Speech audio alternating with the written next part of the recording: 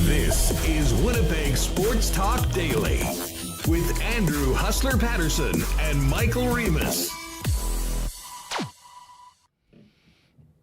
What is up, everybody? Welcome to Winnipeg Sports Talk Daily. Big Tuesday show coming up. Murat to join us, looking ahead to Winnipeg Jets season and the National Hockey League campaign coming up. And we actually got an unexpected drop of some NHL news via 32 Thoughts, Elliot Friedman and Kyle Bukoskis, including the little update on Hello Watch, if you will, which has gone very quiet and dark for the last few weeks. We're going to get into that in the first segment, as well as some news from our pal Jonah on what the broadcasts might look like next year for Rogers in the beginning of the new 12-year deal. We will be talking to Ty Bauer. I know T. Konopali's already in chat, all fired up, as well as many other WSTers. Ty has the new contract. He's back getting ready for the season. We'll talk to him a little bit about how the summer's been, getting the signature on a new 2-year deal, including one-way money in the second year, as well as his goals, and look ahead to the upcoming year. Bombers are practicing. Darrin Bauming will also join us. We'll get Bombers' thoughts on on Friday night and the monumental challenge of the Montreal Alouettes coming in here as 6.5-point favorites at Coolbet on Friday night at Princess Auto Stadium a little later on. Jake Bullen-Moss as well. And some picks for another beautiful night at the track coming up a little later on. Listen, just before we bring in Michael Remis, huge thanks to all of our sponsors that make the show happen each and every day. Of course, our partners at Coolbet. Coolbet, of course, also presents CFL 110. And we have a brand new CFL 110 up from this morning. Hammer and I chopped it up just after 10 a.m. on the channel. Check it out on the podcast or on YouTube at your leisure. And if you are on YouTube, leave a comment in the under the video with your favorite picks or maybe some takes that you have an issue with from today's show. Obviously, lots on the Bombers, but everything else going on around the league as we get that much closer to Labor Day and the stretch drive of the CFL season. Also want to thank Princess Auto, Chud's Power Sports, Clean Line, Plumbing, Heating, and Electrical, Boston Pizza, Aikens Lake Wilderness Lodge, Breezy Bend, Royal Sports, Little Brown Jug, Travel Manitoba, St. Vital Dental Center. Shout out to Dr. Terry and his great staff. Rollies Transfer, Assiniboia Downs, the newly reopened Santa Lucia on Main Street, which was down for almost 2 years after that fire, looking better than ever, taking care of the people in West Cape. Pop by and check it out. And, of course, Rollies Transfer, Assiniboia Downs. And, the Gold Eyes back in action tonight. Not quite a doubleheader, but that storm rolled in last night. It was 4-4 at the end of 8 in a huge game against Kansas City. That game will be resumed today at 6 o'clock p.m. Then they'll take a quick break and get at it for game 2 of the series. We will also get to a why not question of the day for non-Autocorp at Waverly and McGillivray, and that question will be surrounding Connor Hellebuck. Let's get things going. Welcome to everybody in chat. Shout out to all you podcast listeners. And welcome to you, Michael Remis. What is crackin'? Just a beautiful day here, August 25th, as NHL season getting a bit closer, but the Bombers were following their practice, as it's going to be a tough one Friday night, Princess Auto Stadium against Montreal. We should mention, a bunch of people in chat, breaking the news, Dolly Parton passed away at 80 years old. What? Legend, Huss.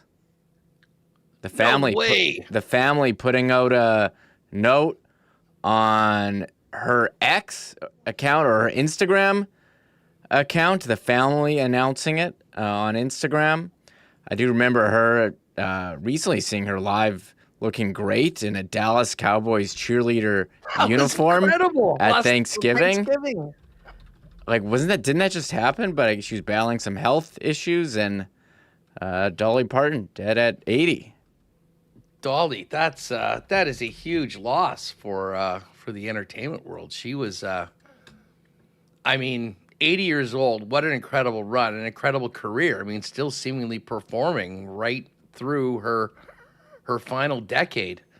I don't know. She seemed to be just a wonderful person and had just an incredible following as well. I think I told you about that time we went down for a Chiefs game. This was back in the old NFL Sunday Ticket days. It was myself, Toth, Z-Man, and our camera guy, Johnny Big Smoke. And we got a couple hotels downtown in KC. And it was the most bizarre collection of people in and around the hotel. And we asked what was going on. And there was an actual Dolly Parton convention. I was not aware. Like, I know there's Swifties and there's sort of fanatic groups now. I didn't really know that this sort of thing existed right now, but it shows how popular Dolly was with males and females alike. And we learned a lot about Dolly that road trip just from talking to people in and around the hotel bar. Anyways, that's really sad news to start off the show with the passing of Dolly Parton. Remo, we've got Tyrel Bauer coming up, and we've got lots from the Bombers. Zach Collaros, Mike O'Shea, a little Nick Dembski. But let's face it, we've all been starving for hockey news. There hasn't been much going on, so it was with great delight when I got up this morning I saw that there was a new 32 Thoughts, a little bit of a summer update from Elliot Friedman and Kyle Bukauskas. But just before we get into some of the content of that, what really caught my eye this morning was our pal Jonah, YYZ Sports Media, dropping a couple of rumblings over on X, the Everything app. And the first one, and this will tie back into Elliot in a minute, sounds like Ron MacLean will return to Rogers Saturday Night Hockey, barring the unforeseen. I'll take an L on that. I thought he was done at the end of the year, and not because of the major fumble he had in that final game with that rather unfortunate slip of the tongue. I just figured that they were going to be moving on. End of the contract, trying to really start something new. But it sounds like Ron MacLean's back. Now, this is what's also interesting. At the same time, neither Elliot Friedman, or Kevin, I'm assuming Kevin Bieksa, neither of their contracts have been finalized as of yet. Some talk about one or both seeking to work with Amazon as well, but nothing done with either. I will say this, and we've spent enough time working with more so the other big Canadian company, but it never fails to shock me how late often these companies leave getting things done with some of their most important people.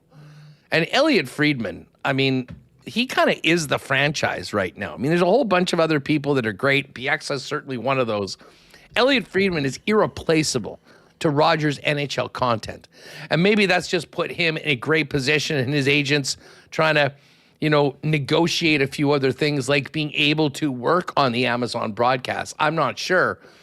But he extended, this is the next bit, all on-air talent who were under contract last season likely to return. Now, that won't include Kelly Rudy, who already announced that he will not be back. But then, and this is something that Elliot touched on, which is kind of interesting that this comes out right now. Jonas told the NHL was unaware of lack of Rogers' usual participation and were not pleased with certain talent being absent from the European event. And this is the media blitz. There's a big media thing where, and they don't make the European players come to North America in the summer. The media goes out there, they organize it all, they get everything they need for a couple days, and then boom, everyone goes back to doing their thing. Well, Elliott wasn't there. Kyle Bukauskas wasn't there. And it kind of makes sense a little more now hearing that Jonas says that Elliott doesn't have a contract that's done yet for the upcoming season, which kind of makes it surprising that they dropped the 32 thoughts when they did. Maybe it's something that goes up till the end of August with new deals starting on the 1st of September. I'm not sure. Yeah, I dropped my kids off at their day camps today. I opened my phone. What podcast can I listen to? Was very surprised to see an August edition of 32 Thoughts. And the big story from the NHL's media tour in Munich last week was Bill Daly doing an interview with Chris Johnson of The Athletic, and David Alter with Hockey News was also there, saying that they're pretty much on their way to giving a 33rd franchise to Texas. But a couple things you mentioned there. It's interesting to hear Jonah reporting that Ron McLean be back. It's called Rogers Saturday Night Hockey. I was talking with some friends while I was off over the last week. People having a very hard time wrapping their head around that when hockey starts in October or September, it's not going to be called Hockey Night in Canada anymore, which seems absolutely crazy. Like Monday Night Football, no matter what network it was on, you had the Monday Night Football. You got NBA on NBC. This was a signature thing. Hockey Night in Canada. Rogers Saturday Night Hockey, whatever they're going to call it, doesn't have the same cachet, same ring, and it seemed like okay, they're going to reboot the panel, but it sounds like Ron McLean from that report is going to be back, and interesting that Elliott seemingly doesn't have a contract, and I'd like to see Elliott or Kevin on Amazon. Like, what's this Amazon Wednesday night broadcast going to look like? And they're going to be doing 2 playoff series as well, which is very, very interesting. Well, I mean, Rogers just would show the American broadcast on their own channel, so I kind of welcome a new outlook, but very interesting there. That they put out the podcast today mentioning, the media tour, but also, I guess they had to touch on Dylan Larkin, the Red Wings. They still don't have a GM, and also Connor Hellebuyck came up as well. Yeah, we'll get to it in a sec. As far as the upcoming TV package, I don't know, count me in as someone that does not care that it's not called Hockey Night in Canada anymore. This has been a Rogers production for 12 years. Nothing's changing. It's still going to be, I guess if you were watching the games on rabbit ears from somewhere, those games won't be on CBC anymore, and I think they're going to replace it with curling, probably some PWHL or something like that. But as far as the NHL product, when the Jets are playing on Saturday night, I don't think it's going to be much different. Although, frankly, I had hoped it would be different. I thought the end of this contract with the National Hockey League and the subsequent ending of all of their talents contracts was the much needed opportunity for Rogers to freshen up the look, the feel, and the talent of people that were on that panel. And I will remove Elliott Friedman and Kevin Bieksa from that group because I think they were the MVPs of it all. Other than that, though, I thought that they could do something more. Maybe they won't. Maybe they weren't able to. Maybe they didn't start doing that until they got Elliott Friedman signed, and they haven't done that, so there's no time. I don't know. But as they say, as far as the games, we know where we're going to be finding them. There's going to be more Jets games on Rogers this year. And on Wednesday, it's going to be on Amazon. And maybe, just maybe, we'll see Bieksa and or Elliott Friedman being a part of those ones as well. I certainly understand why they're going to why they're kind of going down that road. And of course, there are rumors out there. I don't think anything is official that good friend of the program, Kevin Sawyer, is going to be taking over Kelly's role with Saturday Night Hockey, whatever you want to call it, with Rogers, and then, of course, doing Flames games as well. So we'll await on that. But, yes, listen, there's Red Wings. There's expansion coming up, which we should get to. But if you're a Winnipeg Jet fan right now, the one thing that you wanted to hear from the most connected individual in the game is what the hell is going on with the Jets and Connor Hellebuyck. It has been crickets through the entire month of August. We're getting very close to Jets training camp. So here's the update. Elliot Friedman from this morning's 32 Thoughts on the Connor Hellebuyck situation. Did you want to talk Connor Hellebuyck briefly before we get to final thought? I just think that one, I haven't heard a lot about that one. I expect that if that one is not settled before training camp, maybe we'll start hearing some more noise about there. All right, so if something doesn't happen before training camp, we could be hearing some more noise on that. Now, I don't know, Remo, there's a few different ways we can take it. I mean, it goes to show how quiet everything has been, and the stroke that Elliot has that, I think this is going to be, but I'll be honest, this isn't a lot different than what Murat has been telling us. He's felt that there still will be more discussions. We'll hear more about it, and there's the potential. And I think he said, and we'll ask him when he comes on a little bit later on, that he still feels like he probably will be dealt by the time things get going.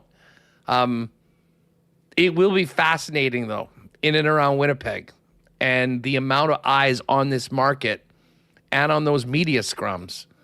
If 37 is here in the Peg on the 18th or whatever the day is that training camp begins, because it's pretty clear, while they haven't done it outwardly and publicly, that there's been a trade request.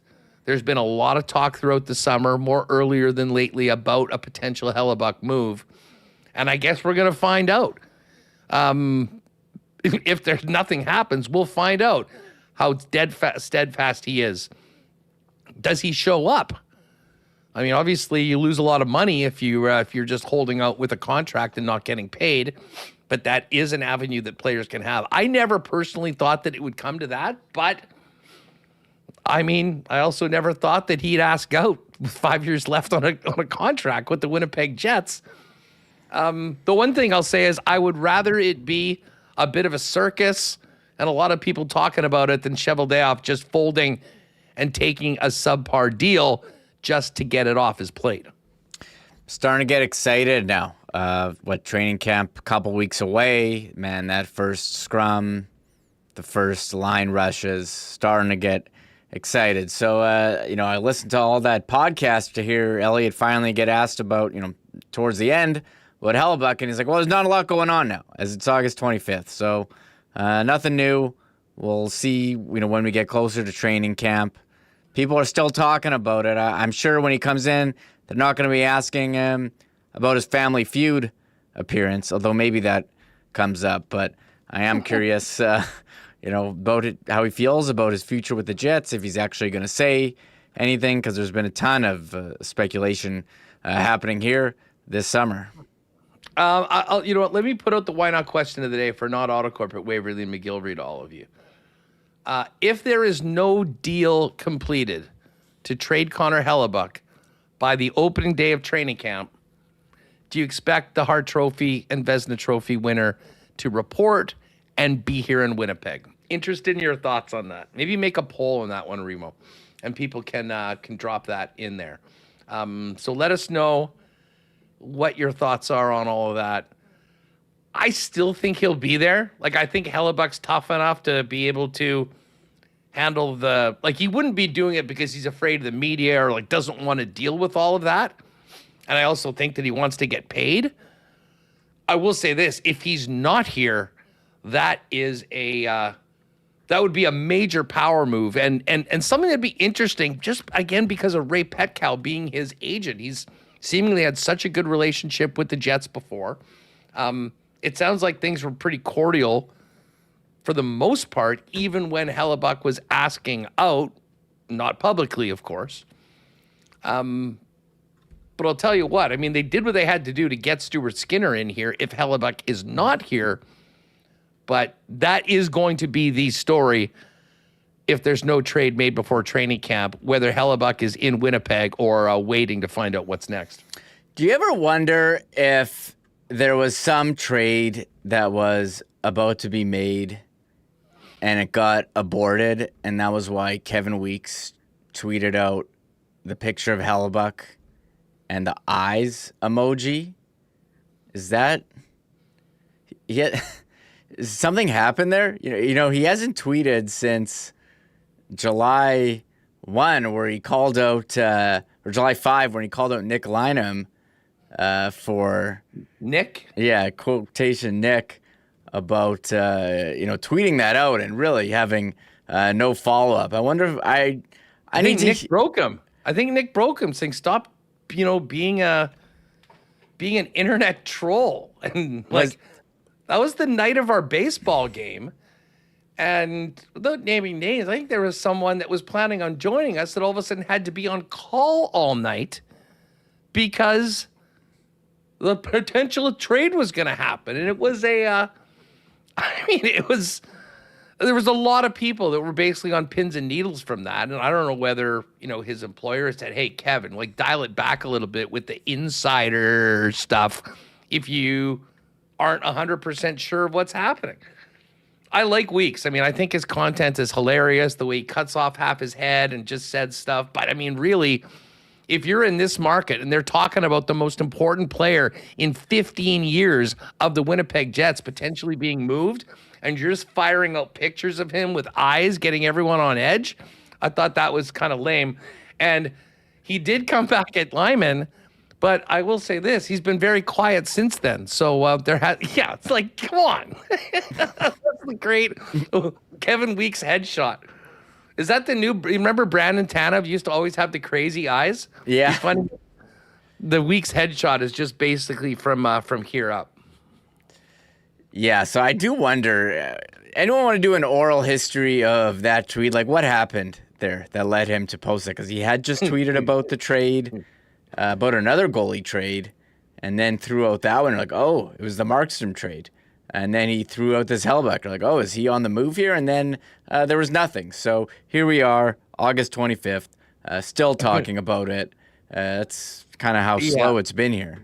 Well, listen, Waiter says Nick came in this chat and told us Hellebuck would be traded soon. He should sit this one out. Hey, listen, that's not him. There was a lot of people that told us that was happening. That was maybe the story of the week heading into the draft.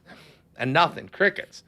And T will, Nick sucked the life out of Weeksy. He tends to have that effect on people. I would not say that. But anyways, listen, this is going to be a story that, we basically haven't talked about it much the last 2 weeks because, my God, we've spent enough oxygen on it over the course of the last number of, certainly in early July through the month of July. But we're cranking it up because hockey season is just around the corner. Speaking of hockey season just around the corner, one of your faves on WST is going to join us in just a minute, fresh off signing a new 2-year contract with the Winnipeg Jets. Tyrel Bauer going to join us. We'll get back to some bit on Elliot Friedman with the expansion thoughts on what may happen in the NHL, as well as Bombers, before Murat joins us just after 2 p.m. But do want to thank all our friends at Clean Line Plumbing, Heating, and Electrical. The season is just about here. The boys are getting ready to drop the Clean Line lines for training camp. And once we get into the season, Clean Line, proud sponsors of the Winnipeg Jets, the Bombers, and Winnipeg Sports Talk. And you can also check out their website at cleanline.ca for more on residential and commercial plumbing and heating services. But they've been the Winnipeg's most trusted plumbers for over 40 years. And most importantly, have your back, much like the captain Adam Lowry does for his teammates, 24/7, 365. With 24-hour emergency services. The number for that's 204-500-2001. And you can schedule an appointment online at cleanline.ca. Our friends at Manitoba Battery are ready for Friday night, proud sponsors of the Bombers. We needed a recharge of the Manitoba Battery for the Bombers at halftime on Friday night, I think. But listen, when you're talking batteries and you need batteries, shop local, save money, and head to one of 2 Manitoba Battery locations, Logan Avenue, Dover Court Drive. Everything you need for the rest of summer, for boats, ATVs, dirt bikes as we get into fall.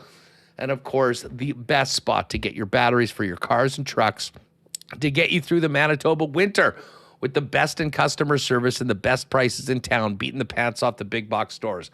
See them on Logan Avenue, Dovercourt Drive, or order online with delivery options inside the perimeter at manitobabattery.com. Big shout out to our friends at the Santa Lucia location at 1473 Main, a great local business that was dealt a real setback a couple of years ago with the fire.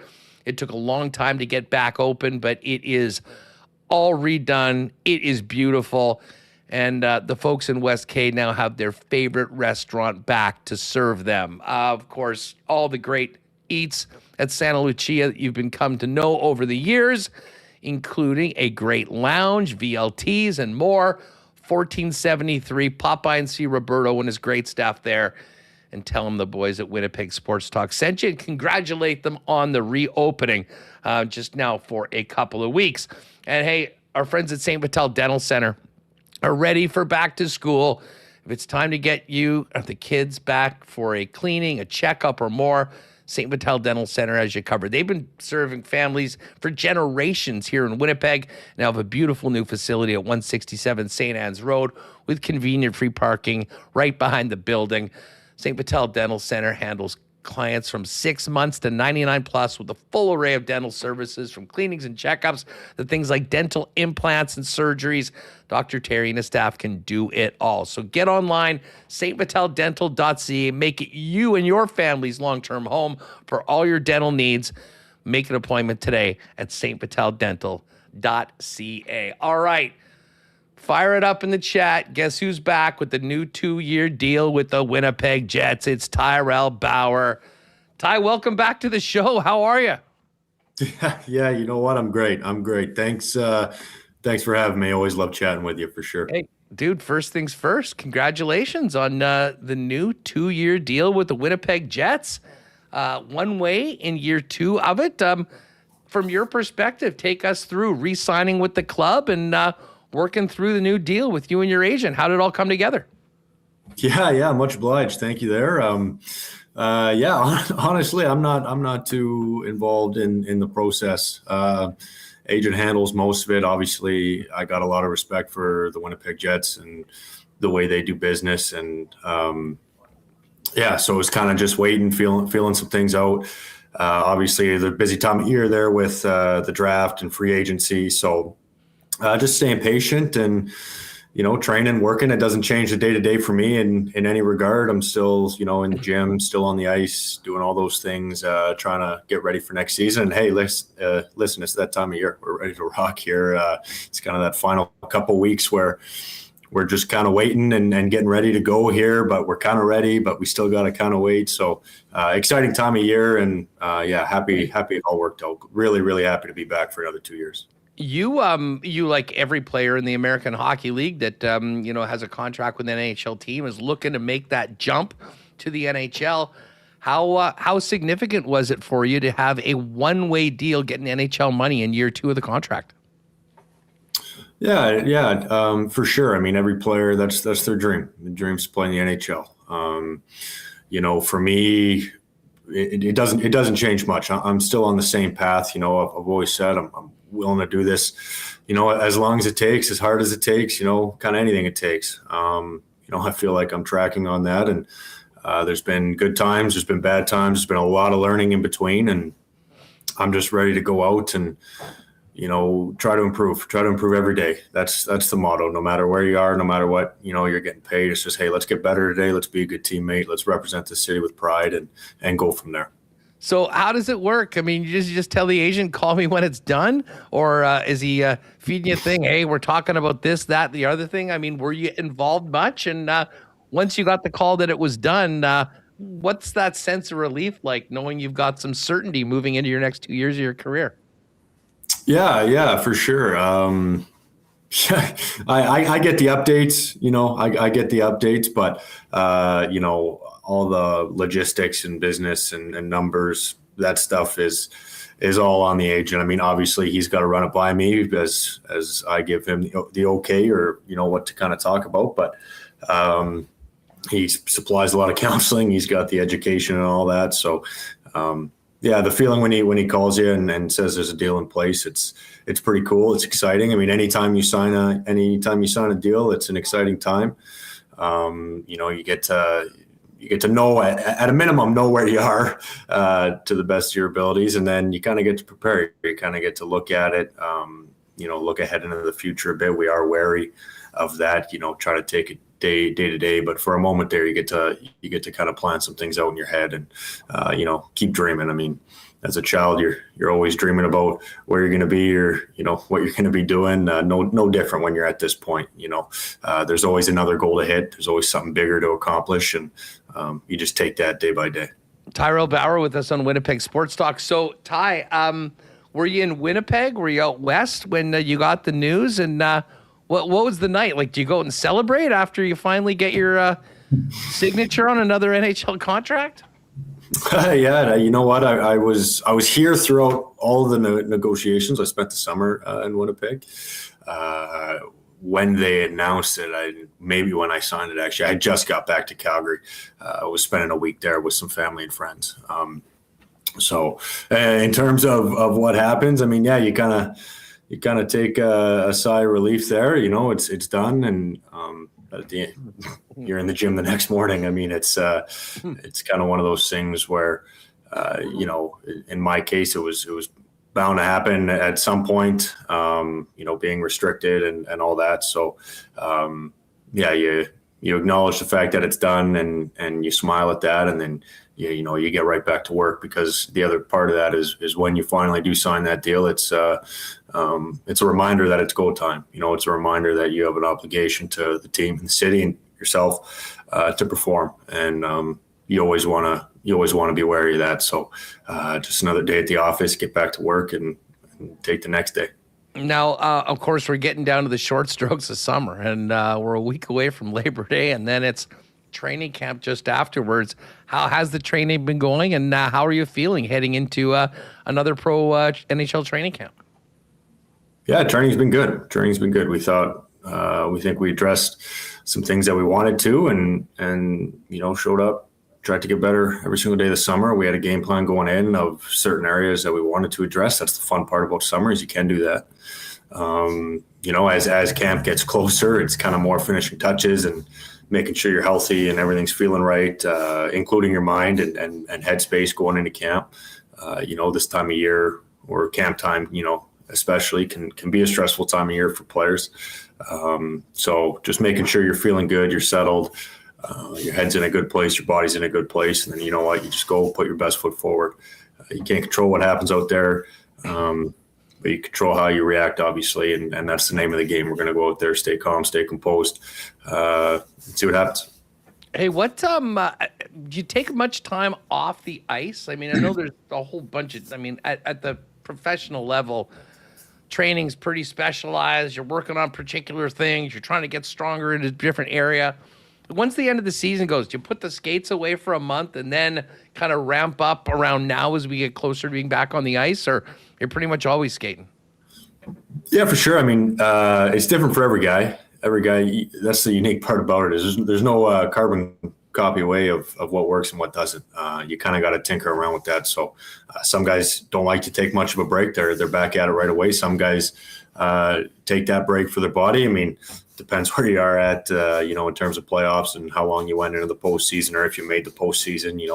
Sometimes there's a little bit of that edge if you didn't make the postseason or had an early exit. You're that frustration that you want to still work out. So yeah, it's different. I tend to take a little bit of time off the ice and training, right after the season ends, and then you'll kind of know when you're ready to go again. You get that itch, you get that feeling. And then you start training and then ramping up. It's all in stages, the way it kind of works. You work different stages, at different points throughout the summer and kind of ramp up. So we're in that stage now. I've been skating, a good amount of times, probably since April, May. Most of June, maybe halfway through June, you're back on the ice and getting touches, whether that's group skates or skill skates, or there's a lot of different ways to go about it, but. Always getting better every day is the goal. So looking ahead to a few weeks, back on the ice out at the Hockey for All Center when training camp gets going. You got a new contract. You're far more established in this organization. We heard what Kevin Cheveldayoff said last year. You're hoping to get into some NHL games at the end of the year. And obviously you were out of the lineup for a little bit, so that didn't happen. But with the injury to Elias Salmonson, he's going to be out for a bit. Like, do you look at this year's camp as maybe a better opportunity that you've had in the past to potentially spend some time with the NHL and get an opportunity to show what you're able to do at the best level? Yeah, it's a good question. You're certainly mindful of it. You're certainly aware of it. At the end of the day, that decision is up to management and the coaching staff. And my job is to go out and, show the strides that I've made over the summer and produce on the ice, right away. It's a short training camp. A couple of days, and then we're right into the first preseason game, and there's only 4 of them, and a bunch of new rules put in this year. So you really want to make sure you're ready for that day one. And once that hits, you hit the ground running. You try to go out, you try to put your best foot forward, everything that you have worked on. Your skills, your skating, your ability to make plays and defend, as well as your mental fortitude and. You try to combine those all right away, and there's a lot of guys out there trying to do the same thing. That's the beauty of the nature of the league, and whatever happens. But you are mindful of it, but at the same time, you're worried about your performance on the ice, and leaving the decision to the guys that get paid to make it. Well, I do wonder. I mean, especially for someone in your position, but for any player that's maybe with a new team or looking to take that step up, like with the extended season now, camp is short. I mean, there's only 4 exhibition games. And, I do wonder, do you look at those opportunities differently knowing that there's fewer of them this year and the onus on you probably to go out and be your best and deliver your best performances? I mean, there's not as many shots as there would have been in previous years with 7 or 8 exhibition games. Yeah, most definitely. That's something we can't control. That's the CBA that put in these rules, and there's obviously reasons for that. But yeah, you're not wrong. It's a short runway this year, not a long camp relative to previous years. Not as many exhibition games, like you said. So it really puts a little bit of a extra emphasis on how you show up to camp. You don't have the time to feel the body or get the physical element up due to the fact that it's so short. So that's kind of on the onus of the player to come ready day one, and that starts weeks in advance. I mean, it's also trusting your process. We've been training for months now, long days, hard hours, trying to make these strides. So you put the finishing touches on here and show up to camp. Now it's important to note that if you have a bad day or you need a day to get up to speed, it's not ideal, obviously, but you have to stay with it. You have to stay strong mentally and go out and put your best foot forward the next day. So that's the unique part of it, and excited for that challenge for sure. All right, Ty, listen, everyone's fired up. Everyone's wishing you well. Would love to see you have a great camp and get a chance to see what you can do wearing a Jet jersey in the NHL. And I know that day will come at some point. We'll just see how soon it'll be. But I have to ask you, you said you spent a lot of time here in Winnipeg. How was the summer? What were you up to? What did you do when you weren't training and focusing on next year with your job?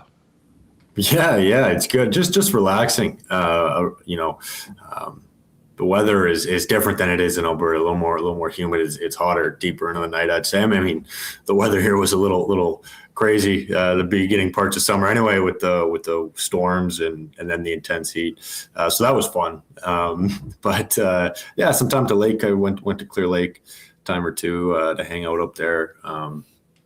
Some just walking through the parks, Assiniboine Park and whatnot, and just enjoying the peace and the quiet. As everybody knows, once the season hits, it's 8 or 9 months there of go. Something's always going on. You're hurt, you're banged up, that kind of stuff. So just sitting back, really enjoying the peace and the quiet, using that as a reset, knowing that relatively soon you're going to be back in the fire. And hey, you know what? There's no complaints there. That's what we do. That's what we love. And that's what we look forward to. So can't wait for this one to get going, and really, really excited for what the future holds here.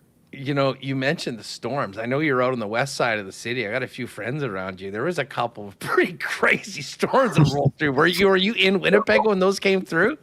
Yeah, I was for a couple of them for sure. I was hoping I'd have my back deck in the morning, you know, based on the ferocity that we were hearing out there. But no, I don't know. I like it. It kind of gets the juices going. You know, you need something like that every once in a while, just to feel it, the thunder, the lightning. You know, it's cool. I like it. Hey, what sports do you play outside of hockey? Like, you a golfer? You're playing tennis, pickleball? You're a runner? I mean, you're an active dude. I mean, when you're not playing hockey and you have the time to do whatever the heck you want, what's occupying your time? Yeah. Growing up, I mean, I played everything. I want to say I played hockey, soccer, football, lacrosse, baseball. Did triathlons. Did 1 year as JV basketball, and that didn't work out that well. That 5 foul limit really limited my abilities in that regard. But no, we had fun. You know, and you know, golf obviously, yeah, more recreational, of course, and that's maybe a stretch in its own right. But pickleball, I played pickleball for a few years with a buddy of mine before it was cool. Maybe this was years ago, but yeah, no, really anything. Obviously, like you said, I love being active, love doing stuff, hiking. You know, growing up in Calgary, right by the mountains there, Cochrane. Mountain biking and hiking were a big staple, things like camping. So love spending time in nature outside and moving around. So yeah, I mean, you can challenge me at anything and I'll at least try. That doesn't surprise me at all. Well, listen, Ty, it's great to have you back on the program. I'm glad you had an awesome summer. Wishing you nothing but the best in training camp, and tell you what, enjoy the next couple weeks before it gets real. We got actually a real nice week kind of for the last one of August. And then it's go time. And I can tell you that the WSTers are pulling for a big camp, and nothing but good things for you in the future. Have a great one. Thanks for joining us, and a safe and a great finish up to training. And we'll see you at the Hockey for All Center in just a few weeks. Hard to believe summer's just about coming to an end. What a time to be alive. Thank you so much for having me on, as always. Thank you to the fans, as always. Really appreciate you guys. And yeah, we'll see you soon. Can't wait. We'll see you at the rink, pal. Thanks so much. All the best. Right. Bye-bye. All right, on. There's Ty Bauer. New contract in hand, back in the peg, getting ready to make it happen. And oh my God, the chat. No one gets the love in the chat like Ty Bauer, I'll tell you that. He is I love it. And yes, early adopter of pickleball too. I mean, now it's the thing. I mean, he was kind of like, you know, I like that band when they were, you know, playing small clubs. Now they're in stadiums. Pickleball guy from way back. Who knew?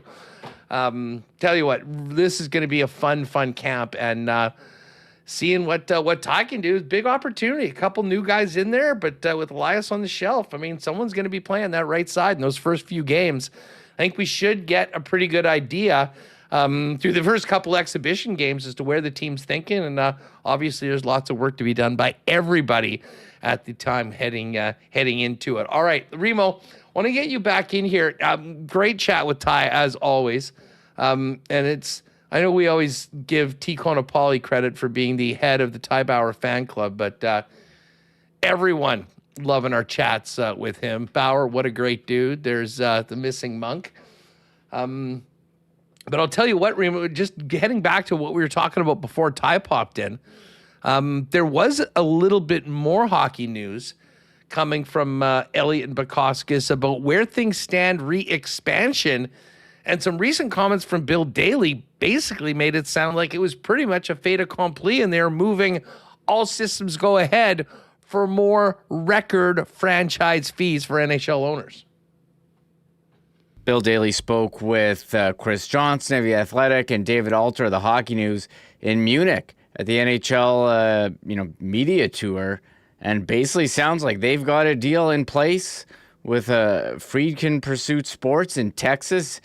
Billionaire Dan Friedkin for $2 billion expansion fee to do a team either in Houston or Austin, depending on, I guess they can get an arena, and they want to get a team in to beginning in the season 2029-2030. So there's going to be a meeting update with that group coming up in September. They still have to come up with an arena plan and Board of Governors approval, but it seems like they are on track to give the 33rd franchise to Texas. And one thing for the NHL, I mean, you look at their league, I know they've got 32 teams, but the one thing that's different than the other teams, well, they've got, 7 of those teams in Canada? So there's some major U.S. markets that they're not really tapped into. And yeah, they have a team in Dallas, but Houston, what are they, like a top 10 market for TV? Atlanta as well. I mean, they don't have a team in Arizona anymore. There's, they're kind of waiting to get an arena, but it seems like they want to get that big expansion fee. They think it's going to strengthen the possibility of the U.S. TV deal, which is expiring in 2 years. They want to get this done, and this is kind of like Gary Bettman's last hurrah here, at least Elliot Friedman thinks, as we approach the end of his tenure. He gets asked about it every time he talks, but it seems like they're gung-ho on getting more teams in. Yeah, well, listen, at $2 billion, I don't know if there's many people at the table that are going to be saying no. I do have concerns about just the number of NHL players that would be, because if there's going to be one, there's going to be two. Well, Elliot has a pretty interesting theory on upcoming expansion, and when you listen to it, I think it's kind of hard to disagree with what they're looking at. This is also from the 32 Thoughts that was dropped this morning. I think the NHL needs this expansion done for the next U.S. TV deal. And if they can add Houston 6 and Atlanta 7, they think it's going to make them even more valuable as a TV property. So my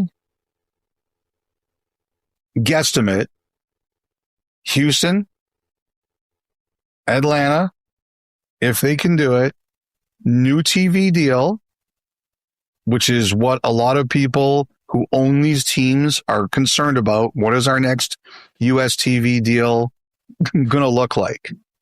And then after that happens, if he pulls it off, the commissioner rides partly into the sunset. He either becomes vice chair of the Board of Governors or a senior advisor to the NHL or whatever title he wants to give himself, and Bill Daly takes over as commissioner. And I think, because remember, back on before game 1 of the Stanley Cup final, Kyle, we wrote a story on the website about how they were talking about a succession plan. I think this is Bettman's plan. New TV deal, expansion. TV deal is better with Houston and Atlanta. Markets 6 and 7. Sayonara. I'm loyal to my longtime deputy commissioner. He takes over. That, I think, is Bettman's vision. And Bettman's vision has pretty much led them to 32 teams and now 33, and to Elliot's point, 34. That 6 and 7 he was referring to, as Remis sort of alluded to, is the size of the television markets. Houston is 6, Atlanta is 7, Phoenix is 12, and I do think that they're looking to all 3 of those spots to add teams. What is interesting, Remo, is that they also talked that this Texas thing is not for sure Houston. Houston is most likely, just because it's a bigger market, it's a larger population and a corporate base, and has always been the NHL's original target. But Austin has seen massive growth over the last number of years, especially post-pandemic. And the only major pro league that they have is the Austin team in the MLS. So there is the potential to go over, kind of like the way the Vegas Golden Knights came in Vegas, and kind of plant the flag as the team in a city where you wouldn't have the competition of the Texans, of the Astros, and the Rockets like you would in Houston. Yeah, I kind of like that theory there. And, Austin's kind of a up-and-coming city, maybe a different demographic, but still very, very big population. And, would give them first mover advantage. As you said, in Vegas, no one's going to care about the A's there. And the Raiders are kind of an afterthought. Those teams are teams that were moved into Vegas, and the Golden Knights have really become, the Vegas team. Vegas born is their slogan, but Austin definitely a market that's being considered right now. So we're preparing ourselves for expansion, and I'm sure we're going to have a lot of conversations about expansion draft rules. You know how much fun it was last year or last time discussing who would the Jets keep, who would they not, but the owners, either way, getting a very significant payday from the expansion fee, but also from these new U.S. TV deal that's coming up, and we already talked about the Canadian one that begins this year. And I know some of you guys, when we were talking about weeks, were mentioning our pal, in quotes, Nick. I thought he made a really good point though recently on one of his many tweets about this possibility of expansion coming in 29 when there would be an expansion draft. And listen, if the Winnipeg Jets are going to, at some point over the next couple years, reset, however you want to call it, if they are moving players, that wouldn't be a terrible time to have a bunch of young players in their first 3 years on ELCs that would not be eligible for the expansion draft. And the minute that this becomes clearer, that expansion draft is going to be in the heads of all the general managers based on the tough decisions that they have every time a new team comes in, as far as who's being kept, who's going to be exposed, who's most likely to get selected. Having those young players is, especially ones that are playing for you right now, gives you a bit of a built-in advantage. So I think that is something to pay attention to. Obviously, there's a big picture, how the team does short-term, where things are at. But we've talked a lot about the need to get younger and to get some more talented young players into the lineup. I think the importance of that is twofold with this spot. And just on the talent dilution, I'll admit, I am somewhat concerned when you see how bad a few teams have been over the last little while and what the tanking does and just how low teams have gone. You do wonder whether there is the talent to support 34 teams. Bill Daly, and this is with Chris Johnson when he was there over in Europe, said they're not concerned about adding 2 teams, adding the herd of play. I'd expect them to say nothing different. Daly believes that the player pool is deep enough for 34 teams and says the talent dilution argument against 2-team expansion doesn't hold any water. He would have more questions about 4-team expansion, but you know what's going to happen once they get 2 in, Reem.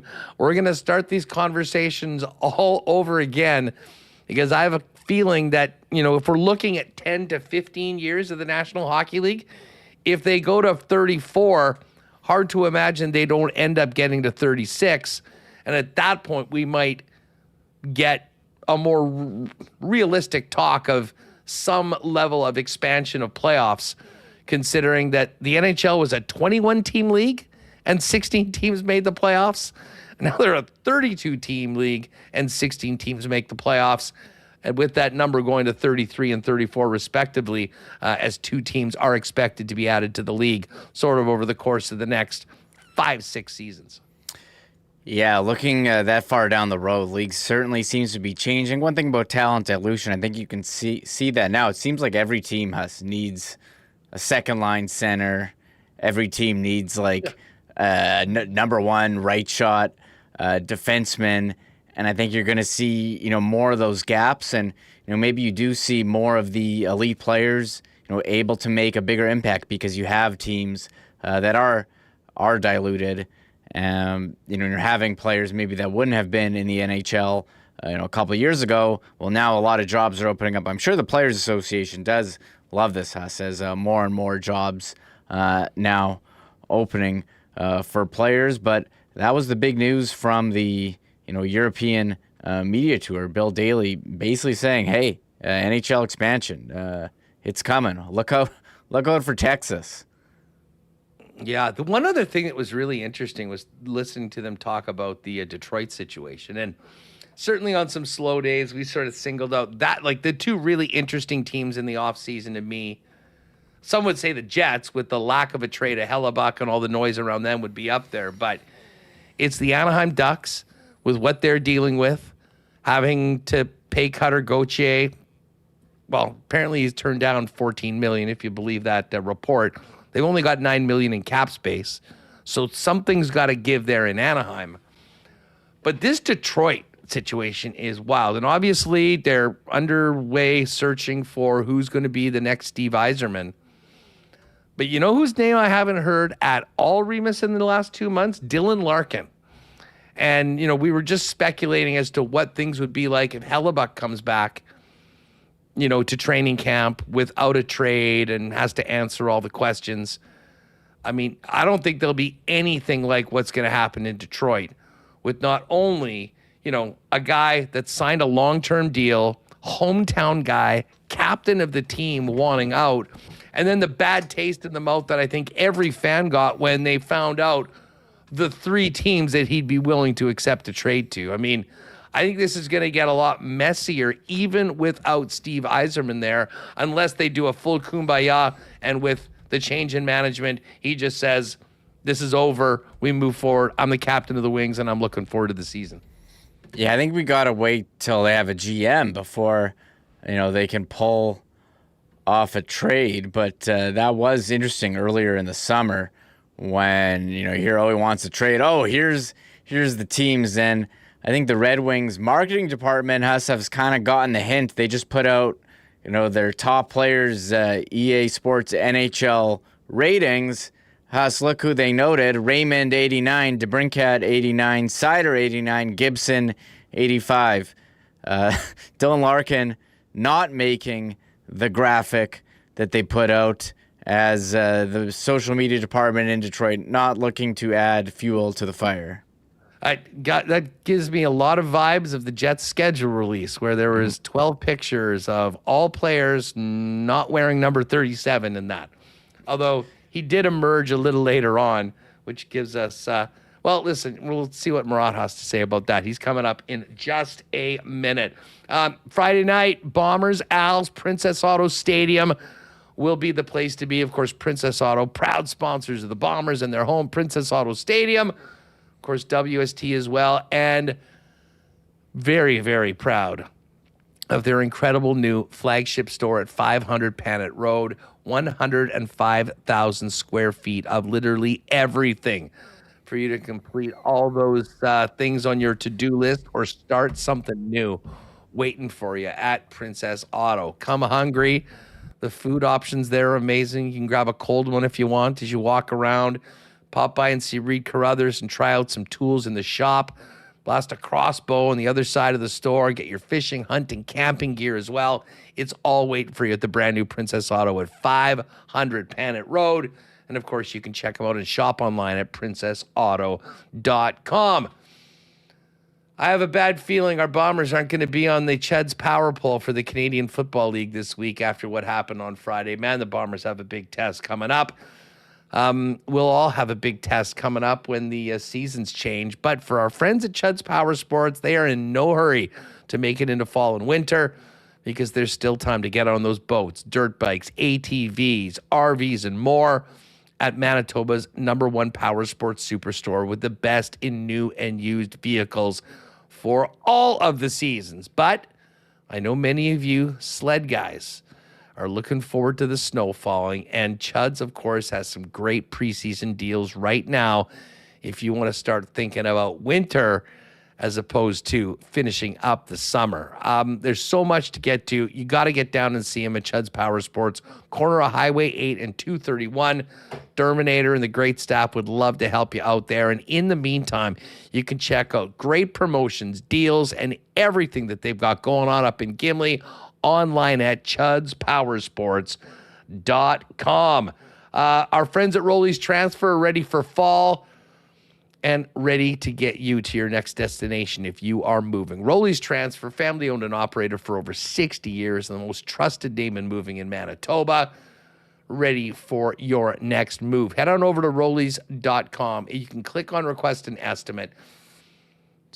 Put in that promo code WST for a special discount on moving services and moving supplies. And then let them know when and where you're planning on moving and what needs to go.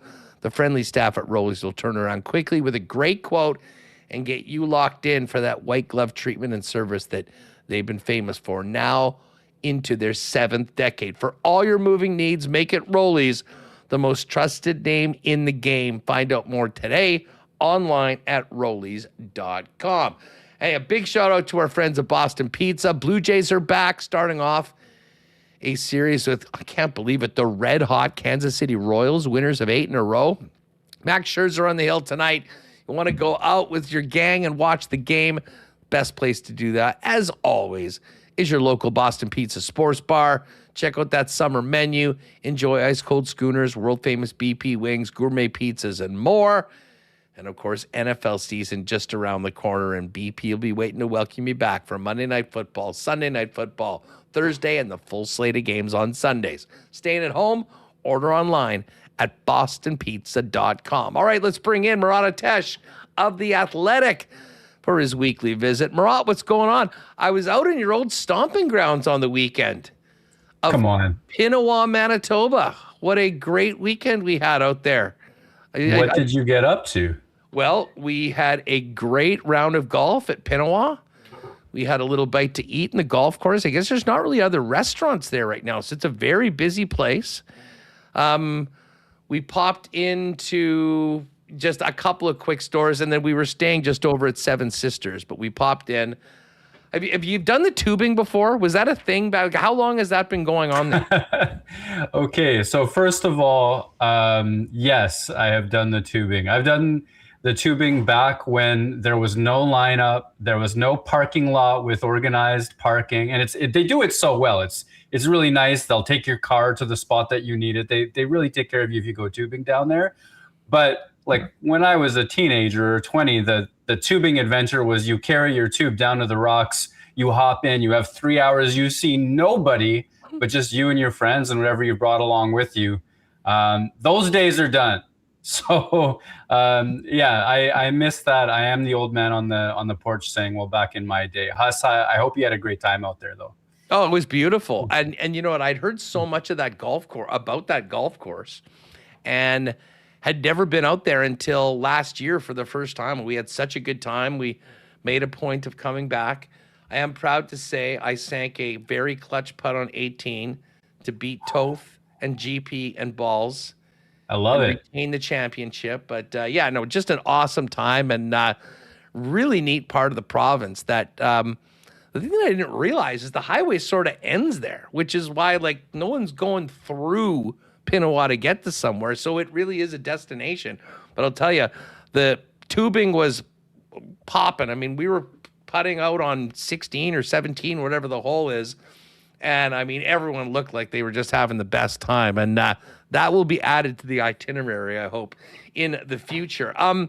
Murat, we were talking earlier today. I mean, listen, it's been so quiet when it comes to hockey talk. Everyone's on holidays. The insiders aren't really working. And then, like a gift from Elliot Friedman, we got a new 32 Thoughts today. And listen, it wasn't an extensive conversation about Hellebuyck. In fact, Remo, just pull it up. This is a short clip, but Bukauskas asked Elliot before they get to whatever their next thing, any update on Hellebuyck. This is, if you joined us late or whatever, this is the very brief clip from 32 Thoughts on where things stand with the Jets and their MVP goaltender. Did you want to talk Connor Hellebuck briefly before we get to final thought? I just think that one, I haven't heard a lot about that one. I expect that if that one is not settled before training camp, maybe we'll start hearing some more noise about there. All right. So more noise about it if it's not settled before training camp. You have been one of the people that said on the program that you still think that there's going to be more discussions and this could get done beforehand.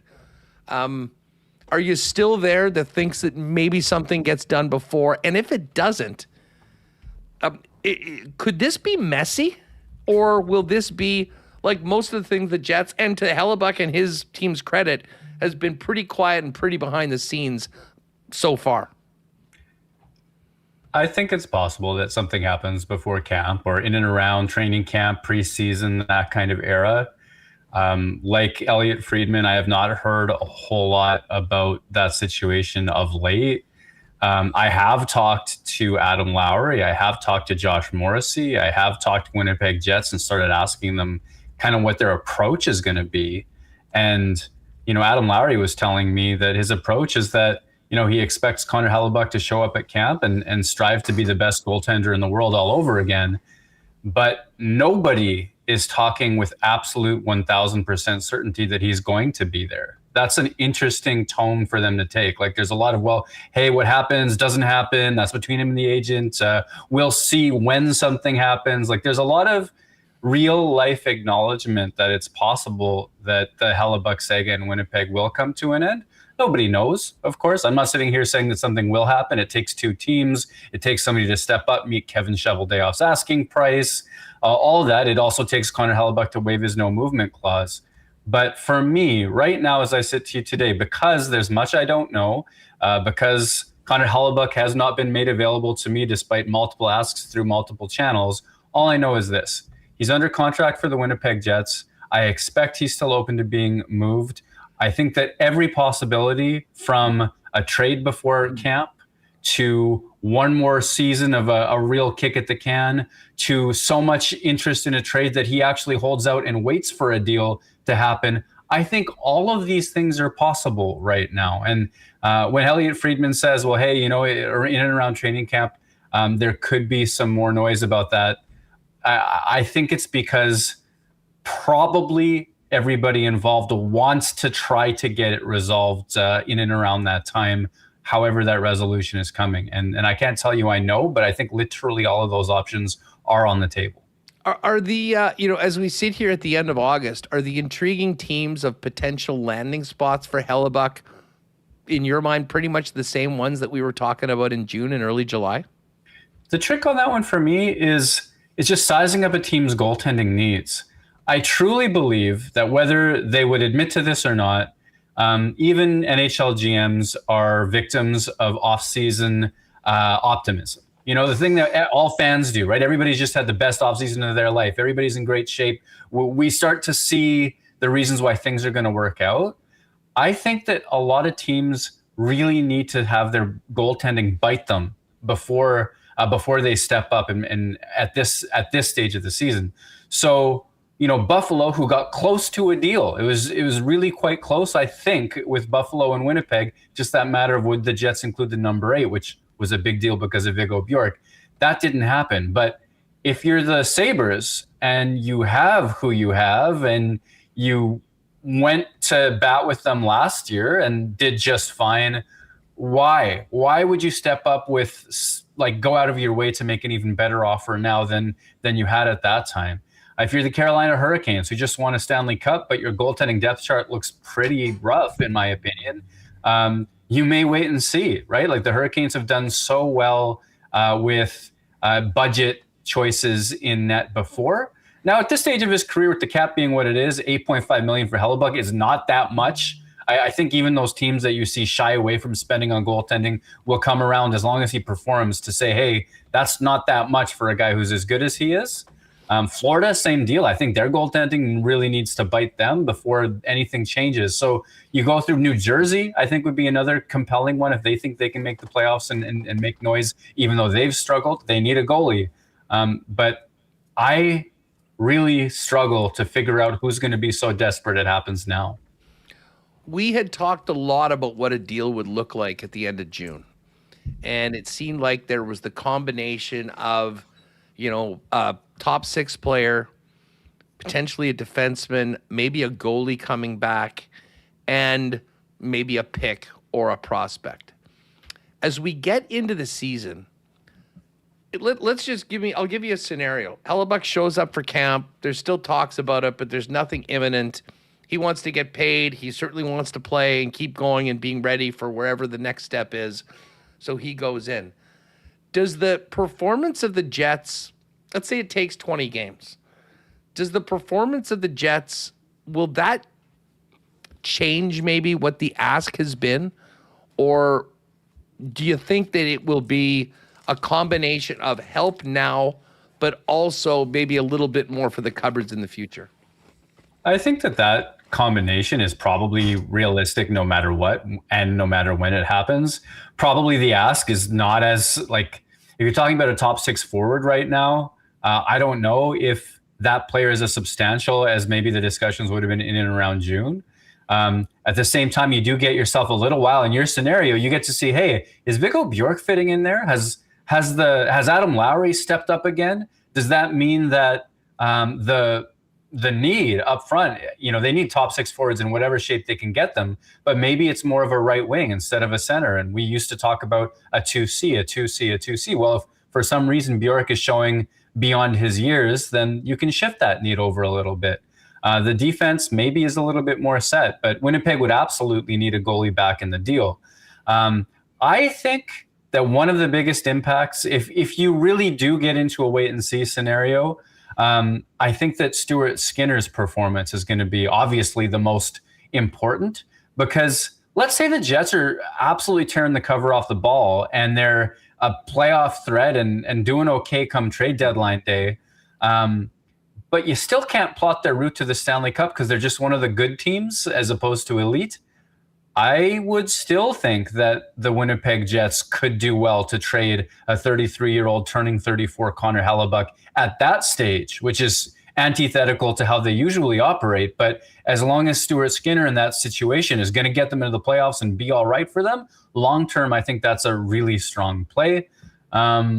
And then, of course, if they are way out of it and couldn't possibly be a winner and everything's gone wrong for them again, I think it's an obvious trade at that point. It's funny you bring up the trade deadline, because everyone's been kind of speaking in the now, like, oh, this is going to happen probably by the draft, if not maybe early in July. Okay, well, we'll get back to it around training camp.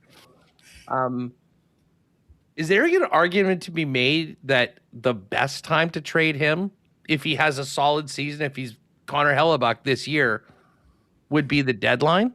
I mean, I would certainly argue that there is more desperation of GMs, more overpays, more questionable decisions made at the trade deadline than at any other time in the year. Yeah, it's more of a pinch point for sure. There is, you're looking for pressure points that might push a rival team over the hump of meeting Kevin Cheveldayoff's asking price. And like I say, right now, it's hard to imagine anybody getting desperate. By trade deadline day, his contract is easy to absorb, and there's a lot of cap space in the NHL this season, but most of the $8.5 million is eaten up by that day. So he's less of a financial risk for teams in terms of taking up cap space.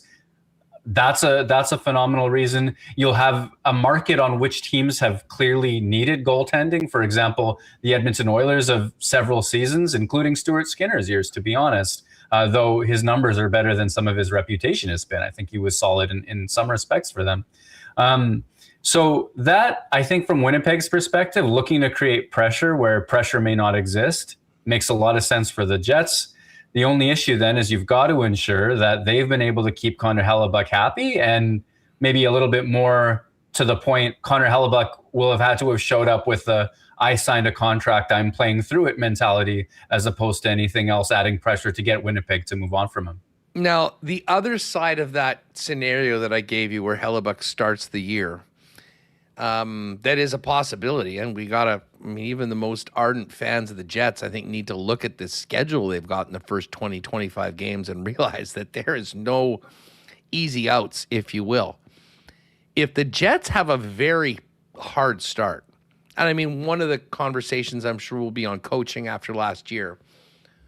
But as it pertains to a Hellebuyck trade, if the team is bad, does that raise the possibility that they're no longer, when they do a deal, they are looking more for prospects, high picks, and the return becomes far more futures based if it doesn't look through a quarter of the season like this is the year to contend? So I don't think that Winnipeg will ever lean all of the way, or at least not yet, into futures. They still have Scheifele, they still have Connor signed long term. They'll work hard to sign Josh Morrissey as well. They signed Skinner to be a contingency plan, or whatever their plan for him is. He is a solid 1A type of starter in the NHL. Would be a luxury as a 1B if Hellebuyck were there and they were both playing. So I don't think that they're throwing it in. But if you look at a history of trades like this, over the years and years, it's rare that goalies of Hellebuyck's ilk get traded. Often, if you're trying to average it all out, you tend to get a top 6 type of roster player, a goaltending prospect who's not incredible, and a first round pick that's maybe not super, super high.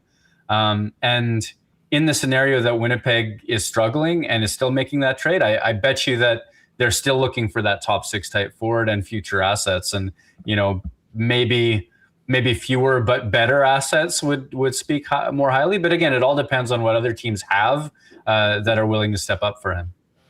Yeah, it is. It is really interesting because I don't know about you, but I look at the first 25 games for the Winnipeg Jets as massively important for a number of reasons. First of all, and I'm not saying we're going to be talking about Arnie on the hot seat in game number 1, but it's tough to think about what happened last season, and if that continues into this year, that there's not a lot of smoke around the coach. But the other part of it, Murat, is that if it is a second season, you can call it a one-off all you want, but if it's not a one-off and it's very clear that isn't, to me that significantly changes, even if it doesn't change the GM's mindset first, it could very well change the mindset of some other players. And the guy you mentioned, Josh Morrissey, might be the most important one of them all. Because if it does seem like, geez, this is not a place where he's willing to commit the next 5, 6, 8 years of his career, that you then have to start thinking about some other potential trades. It might start with Hellebuyck, but maybe they can't get that deal done. The bottom line is if we don't see a return to a very competitive team that at least the guys in the room can feel we're good, we've got a chance to win, we look forward to that challenge of the playoffs, there probably will be some guys, especially the one that will have that choice up to him in 18 months to go. Do you think that could change things when it comes to, in particular, 44? I think that it makes sense. I spoke to Josh Morrissey, was it 2 weeks ago at this stage? And listen, we didn't talk about his contract. We didn't talk about that. In the past, he's told me he wants to retire a Winnipeg Jet. That's part of the goal. Mm-hmm. But also, because he's such a thoughtful person, he can put on lots of different opinions and perspectives. And among those perspectives is empathy for a player reaching his mid-30s that just wants to win, right? Like when we were talking open-ended about Connor Hellebuyck, well, Josh Morrissey was able to understand that frame of mind, that careers are short. And when you're 20, 21, 22, you might feel like there's forever in the NHL to win a Stanley Cup. But the further that you go, and if you lose that feeling, you're going to want to get it back. So I don't know to what extent, Josh Morrissey I don't think he's leading in that direction just because he was able to entertain the thought process. But Winnipeg could do itself so many more favors by being a good team when it comes time for him to re-sign, or having a plan. Because Winnipeg wasn't a great team when it extended Scheifele and Hellebuyck to these deals that we're talking about now, those matching $8.5 million deals. But it had a plan. It sold them on, hey, we can get good if. And that's, I think, what players really need. Morrissey would be really number one amongst that. But there are others on the Winnipeg Jets as well. It may even I almost want a do-over. Somebody in a mailbag at The Athletic said, hey, Nikolai Ehlers leaves and immediately wins the cup. Is anybody going to follow suit? And I said, well, hey, who's up? Like, this was last year that this conversation happened about. Like, nobody could be that guy because everybody's under contract. If you move on from Hellebuck, if you're not a playoff team, if you're doing all that sort of stuff, then the possibility of that type of exodus continues to loom. No, it is a great point. Now, before we finish up, I want to bring it back to Lowry because you mentioned that you had a great chat with him. The latest is up at The Athletic. Adam Lowry on rebuilding his game, Hellebuck's future, and the Jets' playoff hopes. Of course, people can read the entire piece at The Athletic, but it's been a big summer, big off-season for Adam. Put a ring on it, got married, but he is also the captain of this team coming off a personally disappointing season, an incredibly disappointing season for the organization. We can talk about a lot of guys that'll be gone. Adam Lowry's not going anywhere. How would you categorize the the conversation with Adam and where he's at, knowing what is at stake starting on October 7th when we drop the puck? I think one of the best things about Adam Lowry as a speaker, as a thoughtful human being, is he will fairly level-headedly approach any issue, right? Like, he doesn't blow things up dramatically out of proportion. He owns mistakes. He puts, like, if he makes a mistake and a goal goes in against Winnipeg, he owns it individually. If he does something good and Winnipeg has success, he praises the collective, right? Like, this is a really old school, best of hockey culture type of character. And I think that's part of what made him the captain. It's not that he's flashy. It's not that his media hits are like full of juicy quotes all of the time. I've even had friends of mine point out to me, like, hey, when I listen to him on the radio or what have you, I can never tell what his emotion is. It's always so flat. But as somebody who's talked to him and then transcribed and thought about what he's had to say, he's always thinking three-dimensionally and he's always thinking honestly. So I thought that was a phenomenal conversation we had because he went into it. Like, the idea of falling short of expectations, the physical issues he was having with his hip, the off-season he's had so far to try to reclaim that, the idea that, like, whether he'd had a great season or not, the internal motivation has to be there and that's got to be what drives him. He talked about his attitude about Hellebuck's return. He talked about what Winnipeg needs to do to make the playoffs. And he even talked about his role, not just in terms of the shutdown capacity and how it impacts the team, but in terms of how he might make Viggo Bjork's life easier. Like, any topic you wanted to get into, and whatever you want, I'll expand on any of those. But the point is, I really respected that Lowry went deep on every single one of those issues. I mean, I think the most important one, and I say this tongue in cheek because around this time we talk to everyone, or you'll get the guys right before camp, and Remis and I always call it its best shape of my life season. Like, everyone's in the best shape of their life. Everyone's feeling great. Adam Lowry feeling great is incredibly important to the Winnipeg Jets. Did you get much on how far he's come through the offseason and how he can hopefully be the Adam Lowry of 25 or of 24, 25, as opposed to the one that was really hampered and got such a late start last season? Yeah, well, he didn't use the specific quote, I feel like I'm in the best shape of my life, the standard. And, I'm not even sure if that would be true or reasonable to ask at his age, you know what I mean, in his early 30s compared to when he was 25 and on that 2018 Winnipeg Jets team. So, like, some realism about what a bounce back for him looks like is more to like 2 years ago. When he was in his 20s, every once in a while, he'd have just an absolute beast mode of a shift, right? He'd lay out like 4 or 5 hits at once. It would get, those old TLC days would get things going.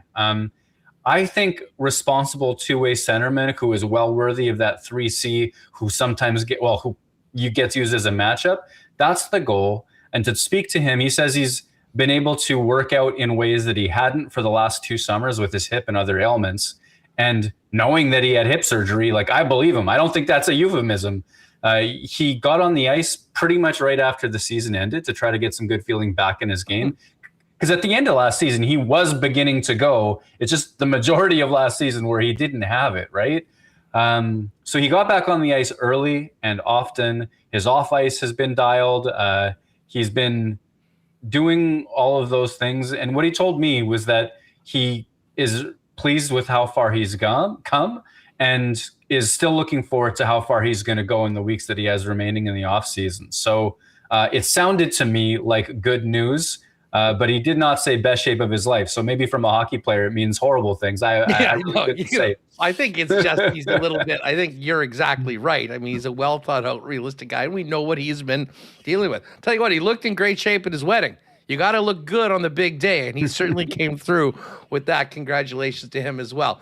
Before we go, you mentioned Viggo Bjork, and as we're having this conversation with all the a wide range of possibilities that could be for this team moving forward and the effect it has on the future, in a strange way, before he's even played a game, I think Viggo Bjork might be the most important player within the Winnipeg Jets. I mean, if he comes in, brings a great youthful energy, does well, the team wins, I think that has a massive effect on the mindset of everyone around it.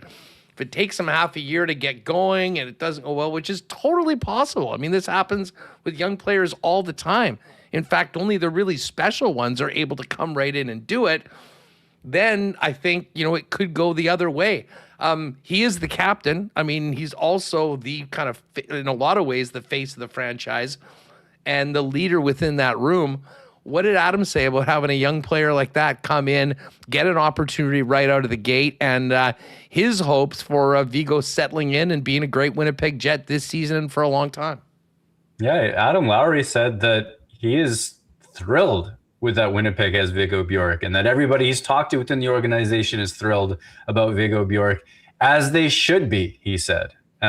He shared that he got a chance to get to know Bjork a little bit at the development camp, work on some face-offs, talk some shop, go talk to the scouts and other staff about him as well. And he just left so impressed with the maturity of Bjork. He joked that, there's a 15-year age difference, but it didn't really feel like one. He really felt like he was talking to a peer. So that is all exciting stuff. The other key thing is he said, I expect Viggo Bjork to play the full season with us. That's enormous, right? When have we ever been in a situation where the captain of the Winnipeg Jets was looking at an 18-year-old player short of Patrick Laine and saying, I expect this guy to be an NHL player? Not only that, but Lowry was talking about how he, as the Jets shutdown center, can make Bjork's NHL transition smoother.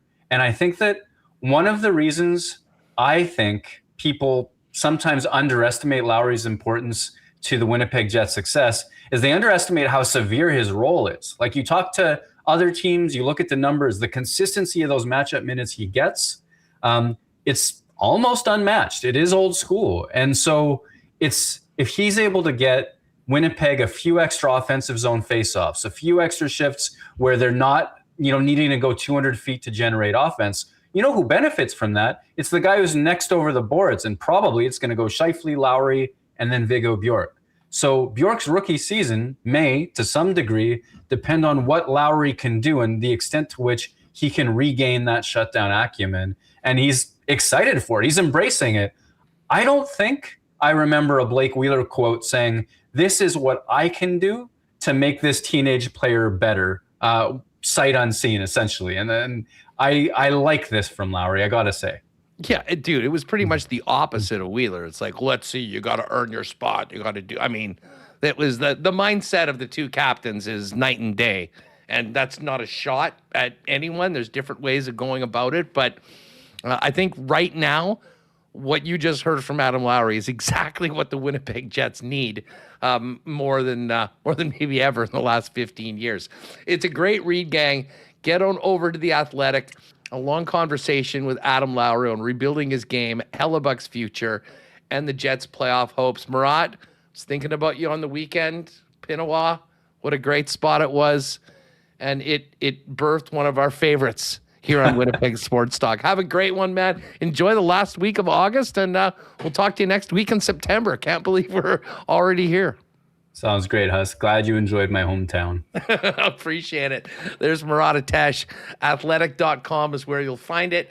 And, of course, you can follow Murat on X at WPG Murat. We're going to get into a little Bomber talk with Bomber himself, Darrin Bauming, in just a minute. But as we were just talking about, this is the end of August right now. It's getting busy at Royal Sports because hockey season, believe it or not, is just about here. Whether you have a young one just starting the game, whether you've got a someone that's grown out of equipment and needs some new stuff, or whether you're just looking for a new twig for the upcoming season or maybe thinking about skates, Royal Sports is Winnipeg's hockey superstore for over 50 years with the best selection and the top brands when it comes to skates, hockey equipment, goalie equipment, and a selection of sticks you won't find anywhere. All the great deals as well. Get ready for the upcoming hockey season with everything you need with one trip to Royal Sports at 750 Pembina Highway. And if you're not getting ready to drop the puck, you can get your fan gear for the Winnipeg Jets, all the NFL team new merchandise coming in as well, and of course the Blue Jays for the upcoming race to the playoffs. It's all at Winnipeg's #1 sports superstore, Royal Sports, 750 Pembina Highway. Make sure to follow them on Instagram for the latest merchandise drops and sale information. As we mentioned earlier today, kind of a weird one last night. Huge series between the Goldeyes and the Kansas City Monarchs, who are playing for first place right now. Kansas City's opened up that lead again over the course of the past week, but the Fish are coming at them 4-4 when the rains came in last night. So tonight, 6 o'clock, they'll resume the 9th inning of the tied game at 4, and then they'll take a quick break and fire it up for a big Tuesday night. It is Toonie Tuesday, so you can grab those Toonie dogs and lemonade and much more at the ballpark with some great concession deals. And the Fish are home the rest of the week through the weekend for their final homestand of the regular season. Fingers crossed we'll have playoff baseball at Blue Cross Park, but right now's the time to get out to the ballpark. Goldeyes.com/tickets for your tickets. And again, goldeyes.com for more information on promos and more for this upcoming spot. Again, we've had such a great summer working with our friends at Travel Manitoba. There is still time, folks, to get out there and enjoy our beautiful province, much like I did last week heading out to Pinawa. I will say, if you are into tubing, and I didn't even know that existed a year ago, that looks like one of those fun things you could do, even for just a day trip here in Manitoba. But what you're going to want to do is check out travelmanitoba.com for incredible ideas and spots to check out, hidden gems around the province. And of course, they've also got great stuff on the go. Make sure to follow at Travel Manitoba on Instagram and the other social channels for road trip ideas, inspiration, and great spots to hit along the way. It's all waiting for you at Travel Manitoba. And we will get to Assiniboia Downs picks a little later on with our cool bet lines. Jake Bowen-Moss coming up a little later on, but they are back at the track tonight.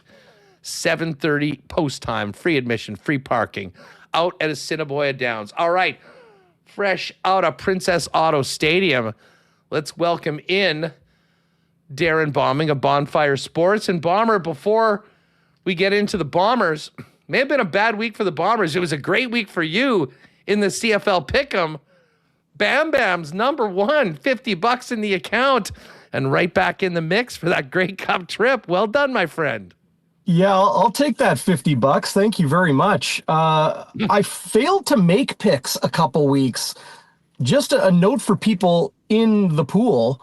Amateur Don't hour. miss that first game. If you miss that first game, you can't pick the rest of the games that week. So I've missed 2 weeks.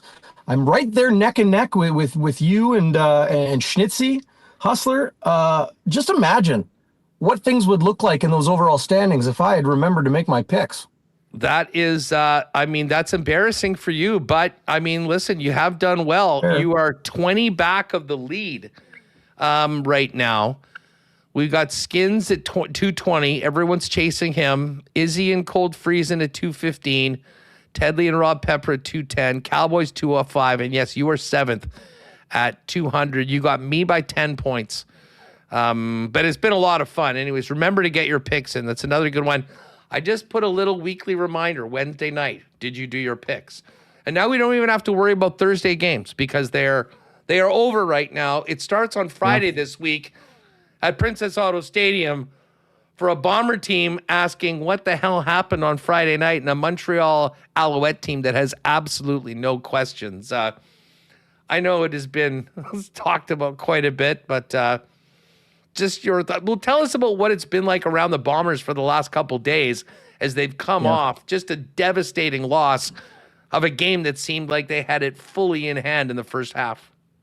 Yeah, I mean, around the team, like Mike O'Shea coach teams are always going to stay on message and not, pull any parachute ripcord of emergency, right? We're going to continue to work.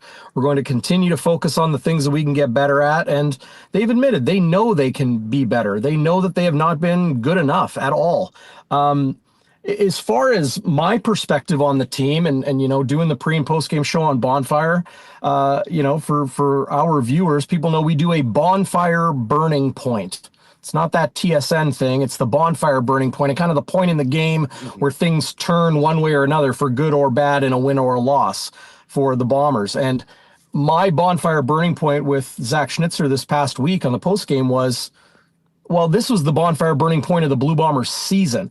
Just imagine how fan sentiment would be, how faith and hope in the 2026 season would be overall if Winnipeg was able to pull out that win, to be up 16-6 at the half, and then to lose 22-19, 3-point loss on the road against the team that is in first place in the West Division. If Winnipeg had found a way to win that game, you got Montreal and then the back-to-back Labor Day and Banjo Bowl against the Riders, who have some games in hand on Edmonton. You could kind of call them the 1A, 1B in the West Division for first place. I just feel like there would be a lot more good feelings around the Winnipeg Blue Bombers from an outsider perspective. On the inside, it's always hard to gauge, Huss. It's always hard to gauge. But I do know that something is off this year. It's not the same confident group. I'm not saying confidence is the issue, but it's just not that same team that's like, yeah, we know we can win every week.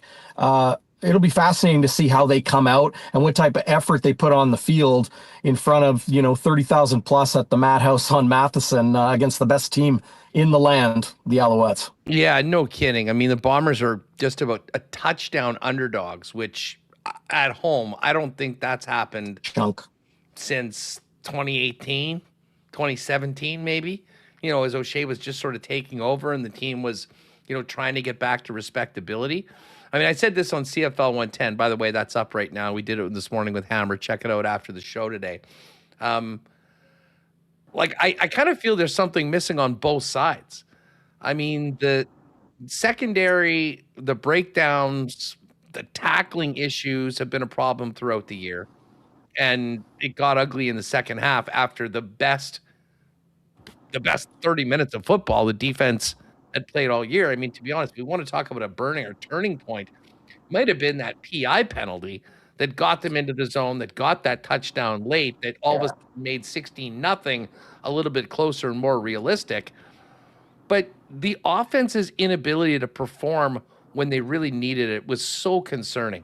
Like, it's one thing to go out and have a good game plan and great spot. They still aren't that good in the red zone, which isn't concerning. And great teams are able to get 7s and not 3s. But the power outage in the second half, 4 offensive plays in the third quarter. I think they maybe had 7 or 8 in the fourth.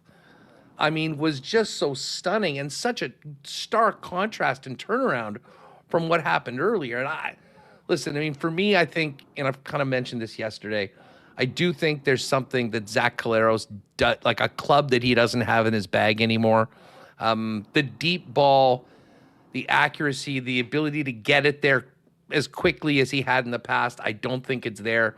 And I think defenses are basically able to challenge the Bombers to either run the football or keep it within, I mean, most of the passes, I'd say probably 85-90% of the balls that Zach's thrown have probably been within 10 to 15 yards of the line of scrimmage, many shorter than 5. And then, I mean, Ontario Wilson does way more, gets more balls, sees more opportunities when Drew Brown is in. It's just the other side of it, from a leadership perspective, from a decision-making perspective, from an accuracy perspective, not sure Drew is there. It seemed like the team's already been thinking about the next step after Zach with the Drew Brown trade, with getting in Elgersma right now. But as long as this is Zach's ship, we're going to either need to see kind of a resurgence of the ability to kind of stretch the football field. Otherwise, it's going to be very difficult to dink and dunk and run the ball against top CFL offenses and the quarterback play that we're seeing in the rest of the Western Division.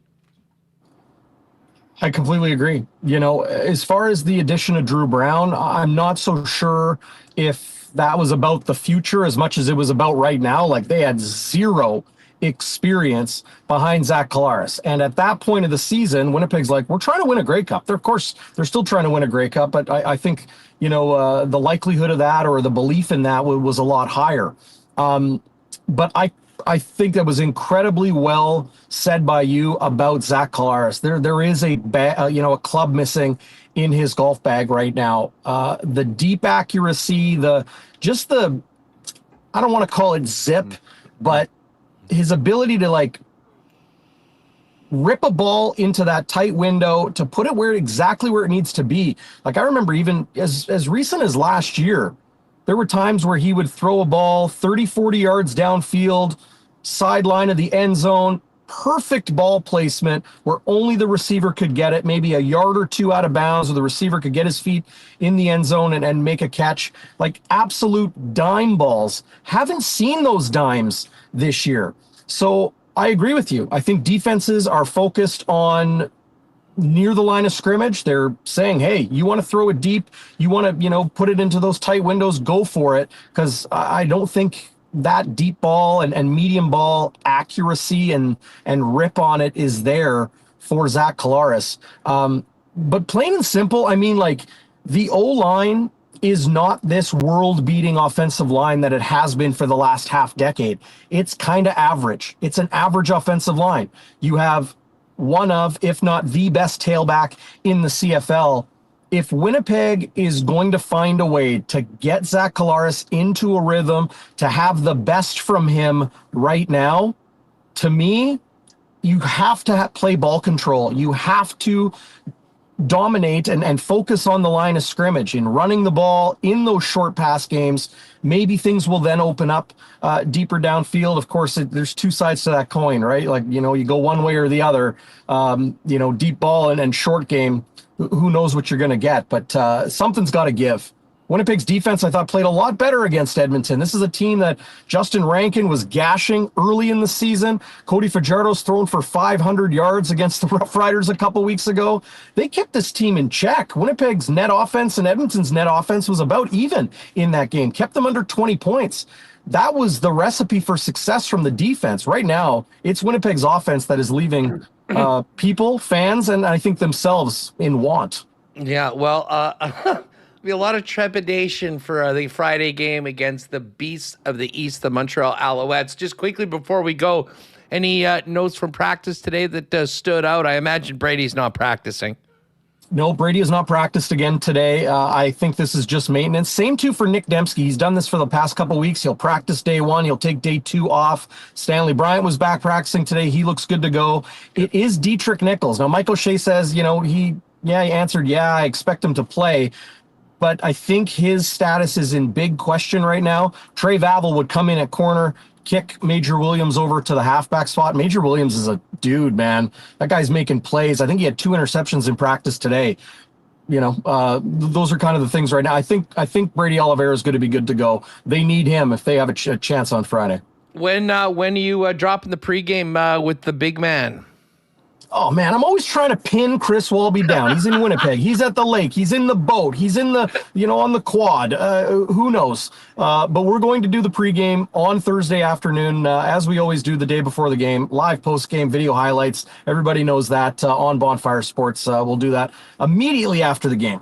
Well, I'll tell you what, if you can time it, and I know Walby's a tough guy to pin down, but get her going around 3 or whatever. We'll send everyone over for some more Bomber talk with you guys on Bonfire Sports. Darrin, thanks for doing this, buddy, as always. Always appreciate it, my friend. We'll see you soon. Good stuff. Darrin Bauming, Bonfire Sports. Bam Bams on the CFL Pick'em with the win last week. All right, JBM's going to come up in just a minute. Do want to thank our friends at Aikens Lake Wilderness Lodge for their support of WST. And listen, the folks at Aikens are booking well into 2027 right now. They've had just an absolutely phenomenal bounce back season after the fires last year. The fishing has been incredible. And one thing that never changes, no matter what you're doing on the water, is the incredible hospitality of the Aikens team, which really makes the Aikens experience what it is. Go to aikenslake.com for more information on options and packages for 2027 and get in touch with them, as well as on their social channels at Aikens Lake. And I'm going to be out there in a couple weeks with the HSC auction winners. Really looking forward to a little September fishing. Never been out there at this time of year. I hear it's awesome, and I will come back with a full report. But aikenslake.com for more information on Aikens. Huge news today on the PGA Tour. New playoffs. Our Breezy Bend golf reports are, kind of winding down now for the season.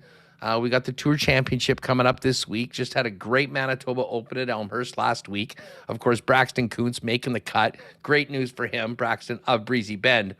But the new playoffs for the Tour are going to include a Tour Championship tournament, which then moves on, and that will determine the Tour champion and the winner for the entire season.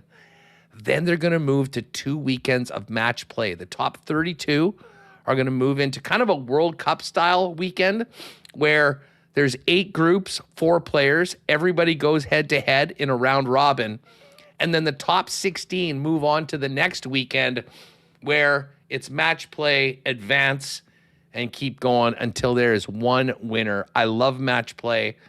I especially love it when we're doing our cool bet picks because it's so much fun to just bet head to head of the best in the world. We haven't had it for the last couple of years. Match play is back.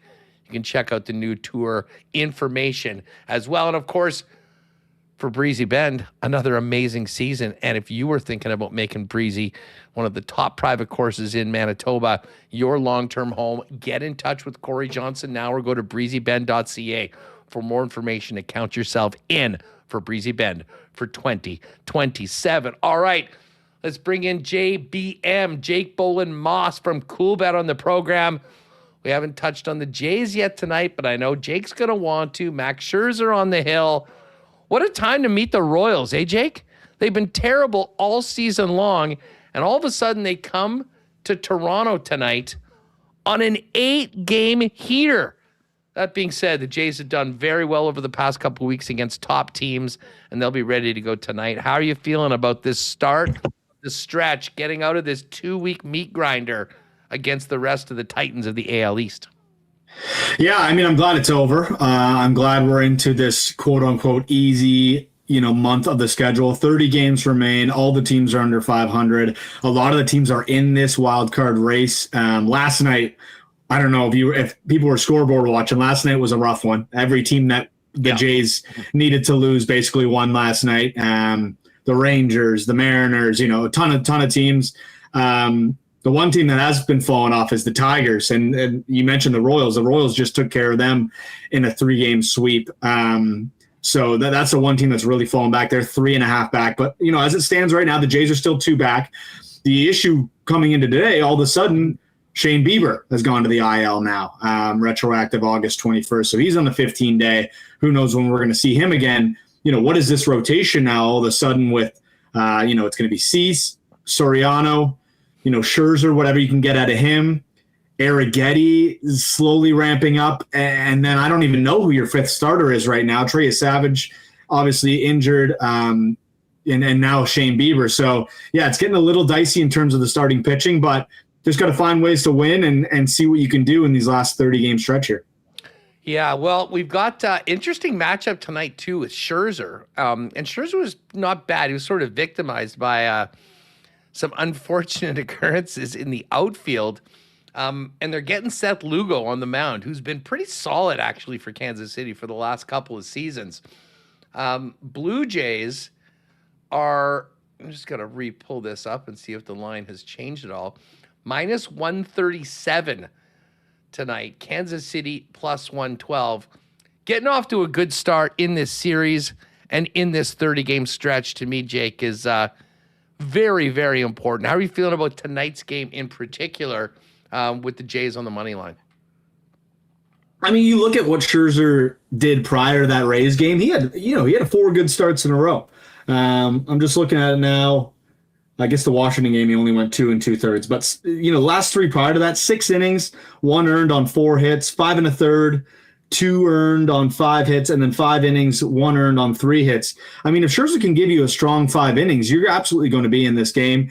It's all going to be a question of the bats. We've seen them come alive at moments in these past few weeks here, but a lot of what's been centered around the winning the Blue Jays have done has come from the pitching. So, can the bats get going? Can Vladdy finally hit a home run at home, which we haven't seen all season long? You're looking at Cal Raleigh over in Seattle. He's all of a sudden heating up. Can Vladdy get hot for 30 games, and will this team into the postseason? That's going to be the big question. You've been getting a lot of help from the depth of this team, the Miles Straws of the world, Andres Jimenez back in the lineup tonight.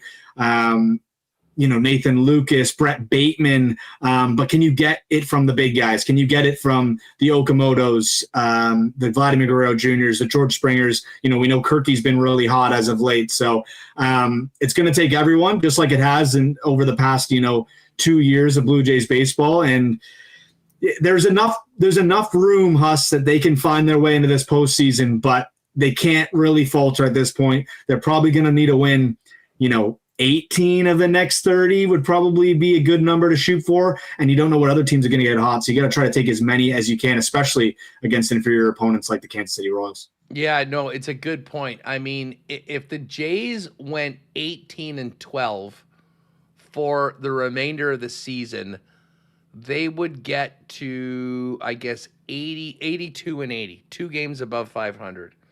And right now, the wild card line for that final team is the Guardians are 66-66 at 500. Now, one of those teams goes 3 or 4 games above 500. All of a sudden, you need it more. The head-to-head matchups will be so crucial in these. But again, the Royals have lost 74 games. A lot of games to these teams that the Jays are chasing right now. So they sort of have to get theirs.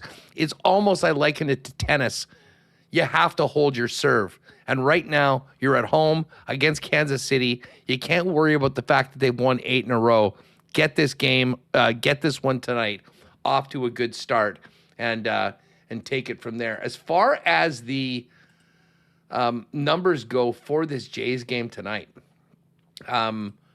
just looking at the pitching numbers right now. Plus, I will say, while you're looking at the pitching matchup, 8 in a row for the Royals. They beat the Angels. They took 2 or 3 against the Angels, who are one of the worst teams in the league. Took 4 straight off the Athletics, who are one of the worst teams in the league, and then took 3 off the Tigers, who obviously were fighting in that race, but pretty depleted given what they did at the deadline. I think tonight, we're going to see what kind of team the Royals are. Obviously, a win streak's a win streak, but the competition they've been playing hasn't been astounding either. The Jays have been playing some really tough teams. The Red Sox, the Yankees, the Rays over the last 10, 12 days here. I'm just interested to see, is the Royals' hot streak legit, or is it just one of those things where they caught some bad teams at the right time? Now, do we have a lineup yet? Do we know, is Kirk will be in?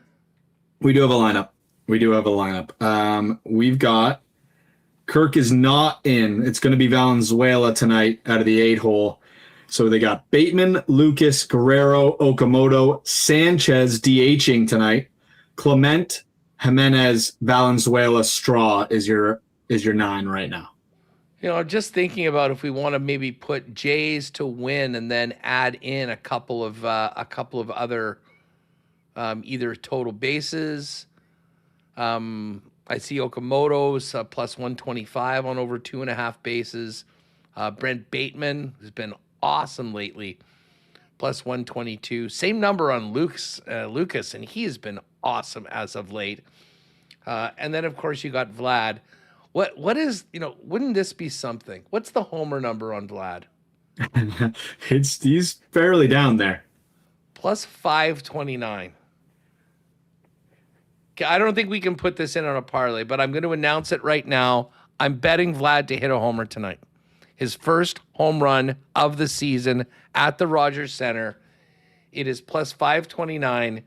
To say he's due would be the biggest understatement in the history of the world. Why not tonight? Vlad, get it done. And maybe, I said last week, when he comes back, Jake, when he comes back from his time on the DL, maybe they can just kind of flip the calendar from August straight to October, and we can put him back to October of 2025 when he was raking, and one of the biggest reasons why the Jays went all the way to Game 7 of the World Series. Yeah, I mean, I think you're going to have an idea of what Vladdy's going to bring in the next 30 games here by just watching him. I remember last year, right before the calendar turned October, in that last 9 to 10 game stretch, they really needed a lot of wins.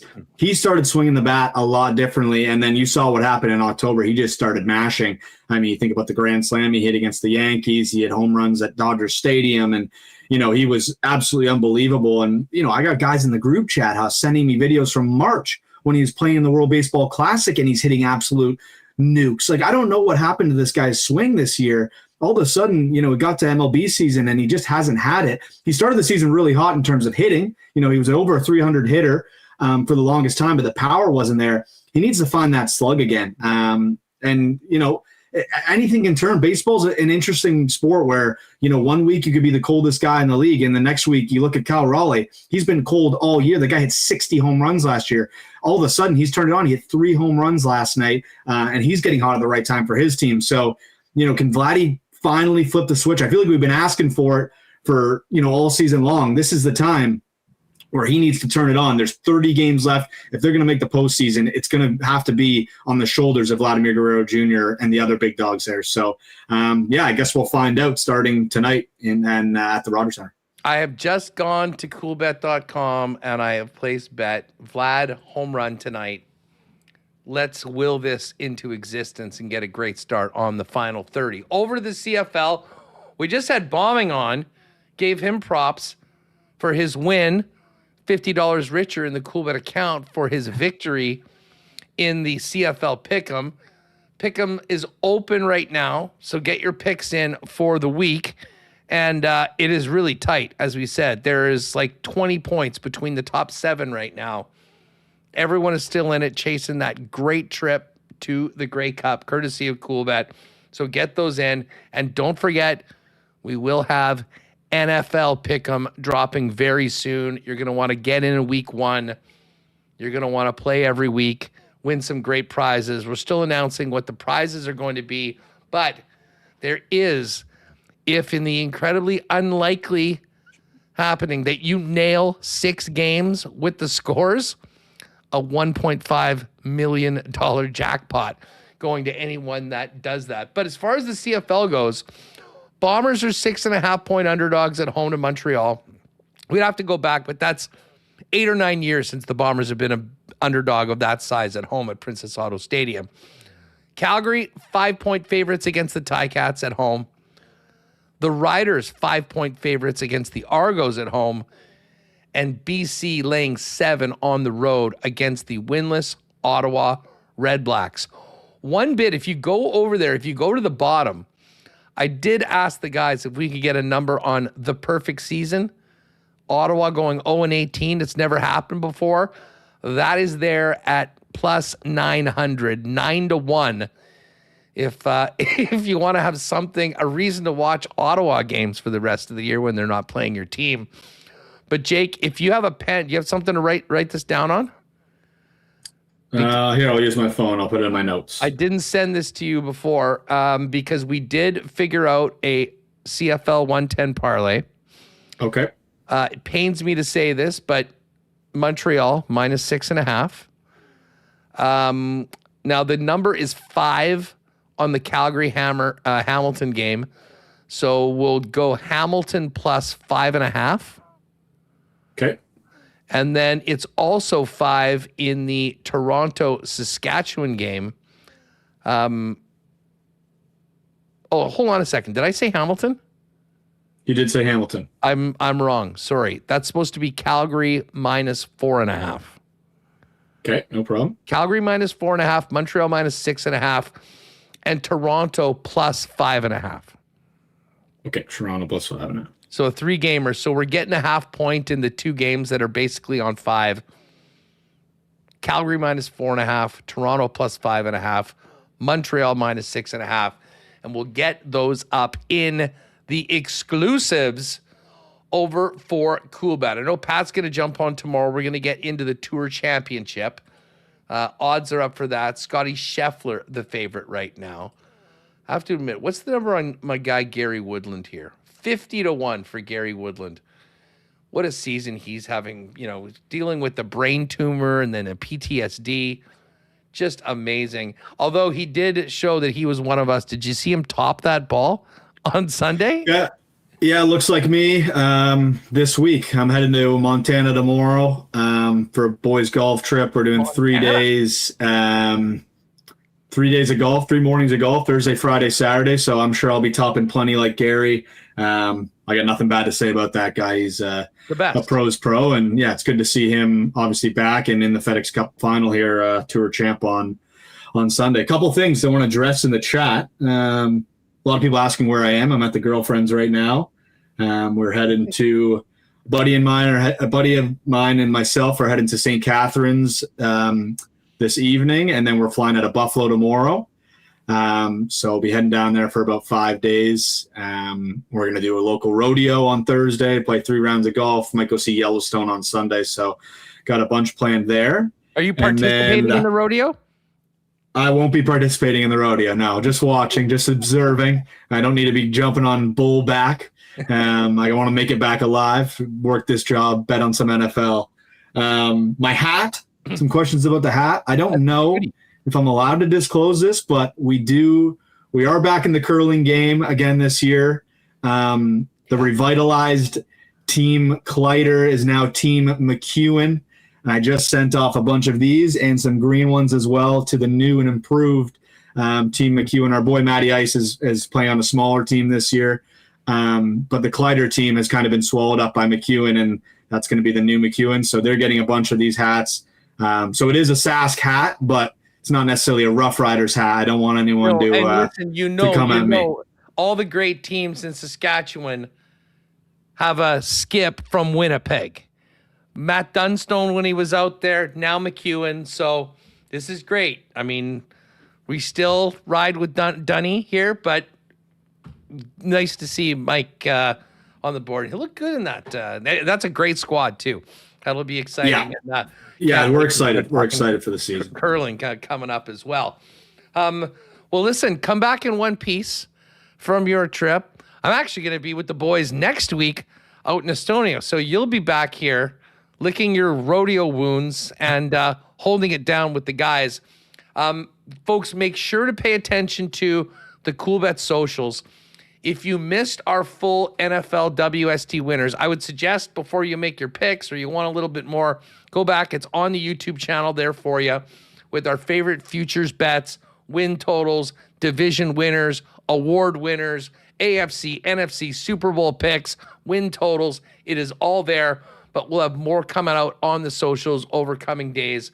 And the NFL futures tab has been occupying a large portion of my free time as of late as I go through everything.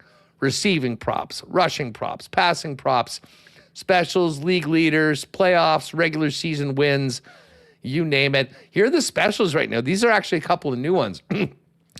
Raiders starting quarterback week 1. Cousins is the big favorite, but they still have not mentioned that. Which week will Fernando Mendoza make his first start? But week 8 or before, after week 8. This is great. First QB benched. Okay, Let's go here. Deshaun Watson, plus 100. Tua, plus 250. Geno Smith, plus 350. Kirk Cousins, plus 450. Jacoby Brissett, Kyler Murray, Malik Willis, Bryce Young, Jackson Dart, Tyler Shuck. The Deshaun Watson business is unbelievable. Like, I mean, I'm sure you heard that interview of his press conference where he's just taking shots at the fans. That was Sunday. The next day, he's announced as the starter. It's pretty hard not to jump on Deshaun on that. But it's just crazy to me. He doesn't think he deserves the treatment he's getting. Like, what kind of treatment does he think he deserves at this point in his career? I mean, he's not a good person. We know that. He hasn't been a good quarterback for a long time. So I just don't know, like, why all of a sudden he's woe is me. Like, playing the victim isn't going to get people on your side, Deshaun. Read the room. He's the least self-aware. Like, a lot of these pro athletes have a lack of self-awareness. He's number one on the Chud's Power poll of least self-aware NFLers. Realistically, he should be somebody who's, every time he gets on the mic, he should be apologizing for the things that he's done and saying he's going to do better. Not someone who's like, I can't believe that the fans are booing me. He's going to be booed everywhere he plays. He's going to be booed at home. He's going to be booed on the road. He is not a liked person, and frankly, not a good guy. I mean, we know that as fact. I'm not saying anything that's, not true here. No, you're exactly right. One other thing just before we roll. First coach fired. Dan Quinn, 2-1. Todd Bowles, plus 350. Aaron Glenn, 4-1. Zach Taylor, 9. Shane Steichen, 10. Canales, 14. KOC, 20. Sirianni, 20. Dan Campbell. Mike Vrabel, 25-1. This is always maybe like preseason, it's the toughest, by far the toughest market to jump on. I don't really have a hot take on that, but it is kind of fun to look at it. Bengals start slow again. Zach Taylor 9-1 is a pretty nice number. I mean, they start slow every year. How many more times can they start slow? If they don't win, 2 of their first 4, 3 of their first 4, all of a sudden that seat's going to get real hot under Zach Taylor. And it usually takes a while for the first coach to be fired. You know what I mean? Like, it's not necessarily going to be like a week 3 firing. So you might have to wait till about week 6 or week 7, but don't be shocked if Zach Taylor is out in Cincinnati if they got off to another slow start. It's all there for you. Waiting a cool bit on the NFL futures section. Get your picks in for CFL. Keep your eyes out for the NFL pick'em. Jake, have a great time out west, and we'll talk to you in a couple of weeks when I'm back. But the guys will be here, and they'll talk to you next week on the show. Yeah, thanks for letting me on. Shout out to everyone in chat. It was a fun show, and we'll chat. I guess I won't chat with you next week, but I'm sure I'll chat with Remo next week. Yeah, you bet. Well, I'm sure Pat, Ange, and myself may have. I'm still going to be on the lines. I'll be making some picks. Okay. We'll be throwing that out on socials, maybe sending over to the guys. Have a great one, dude. Yeah, have a good one.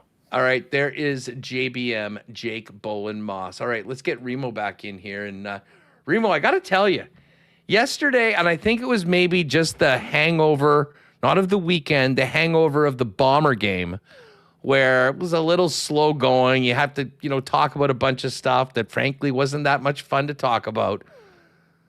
But with the hockey talk, with Murat on today, getting ready for this football game with Bomber, talking to Tyrel Bauer, I kind of feel like we're the energy coming back up to get on the other side of September and start getting ready for both NFL season and, of course, Winnipeg Jets training camp. Yeah, I'm starting to feel it's still nice out, which is good. But, we have the Winnipeg Media Fantasy Football Draft coming up later this week, starting to talk about the plans for the upcoming season, Labor Day just around the corner. You can feel the calendar turning. We did have a little nugget of, you can call it a nugget, maybe a morsel, a little taste of Connor Hellebuck news, even though it was really nothing. But the fact that Elliot Friedman did do a podcast and mention it was worth us talking about. I'm starting to get excited here now for NFL, for sure, the post-CFL Labor Day schedule, and, of course, NHL training camps. And nice to have Tyrel Bauer on. We did have a lot of comments saying, hey, Tyrel, you got the contract. Time to fill those cupboards with some dishes. Or maybe he was in – maybe that was some shelving in his office. He needs to put up some memorabilia. I don't know where he was doing the conversation from. But it was nice to have him on. A lot of great comments. Shout out to Dan with the Moose for setting that up and making it work. But I am starting to get more and more excited here. We're going to have some fantasy hockey discussion as well. So very, very exciting. Yeah, no doubt about that. All right, we got one more thing to do, and that's get ready for the track tonight. Unfortunately, due to the weather last night, the Wiener Dogs didn't happen. We'll let you know what the makeup date for that is. But we can be rest assured. Great night to get outside. We got the Gold Eyes at the ballpark starting at 6, making up the end or resuming the end of last night's game. And, of course, 7:30 post time tonight. And just going through these races tonight. Nice fields, some great horses in action, and some very interesting choices. What have you cooked up for today, Reem? Yeah, I was overall lost, but I lost a bit less. I had one winner yesterday. Race 4, I picked horse 6 to win. That was Diamond Rim. That one won. So we'll see if I can get some other ones tonight. We're like neck and neck here. This is exciting. Yeah, this is probably at this point the closest that we've been. It's basically tied after your win last night. Yeah, and I'm sure you're going to come with some huge win and blow past me, but it hasn't happened yet. So I'm going to keep trying to get some winning bets. I'm on race 2, 4, 6, 7. You want me to just go here? Yeah. If you can, just fire away with your picks. I'm just finishing mine. Sure. Race 2, horse 1, Hey Big Un. Race 4, trifecta box, 4, 5, 6. Luca Grazy, New Soup for Baby, Golden Buck. Race 6, I'm going horse 8 to win. This was a longer shot. What's Shakin'? Had to go for What's Shakin' here. And race 7, a trifecta box, 1, 4, 7. Counting on you. That is my long shot to go with the favorites. Wits, Opulent Lady, and Golden Chiro. So those are my selections for tonight. You know what's interesting? I'm going to kind of work in reverse here because I'm just finishing up my triactor box. I always like to play one of those a day. The favorite in race 6, Judo, is scratched, which has sort of made it a pretty wide open race. I'm going on this one. I'm going to take What's Shakin' as part of the triactor. I'm going to go What's Shakin', number 2, Wico, and number 1, Elston Gun. So a 1, 2, 8 triactor box for race number 6. And then my other bets, I'm just going win bets tonight. Just trying to pick a few winners. And starting off usually I do the end of the card. I'm going early today. Right out of the gate. Race 1. Number 1. Bougie Britches. It's the longest shot on the board. Thought it was a good name. The win percentage is all pretty close. So we're going to go Bougie Britches for number 1. Just $2 on that one. I'm making a bigger bet, $5 on number 3, Lab Rat. Lab Rat's a favorite of ours. It's the favorite. I need a win. I'm going Lab Rat in race number 2. And then race number 3, we just had him on. Oh, sorry, no. Race number 3, we're doing an exacta box. 1-3. Arikara and Queen of Attitude. 1-3 for race number 4. And my final pick is a win bet in race number 4. Burn Jakey Burn. Jake was just on with us. He was burning in the cool bet segment. This horse has won twice this year. The first time was when we were there, and I was kicking myself for not picking him. Then he won again just 2 weeks ago at 7.5 furlongs. It's back to a mile. His specialty. Let's go Burn Jakey Burn. $3 on that. that is the wrap of my picks for tonight. Dead heat right now with myself and Remis. So we'll see who runs the West of the way. Fantasy football preparations tonight, Remo? Yeah, I got to get my cheat sheet ready here. I'm going to come up with a page. We got the Winnipeg Media football draft tomorrow night. Hey, night. I am the defending champion. I got the target on my back. Taylor better bring the trophy because I want to get my picture taken with it and tweet it out on X and let everyone know who the champion is. I'm picking out my outfit.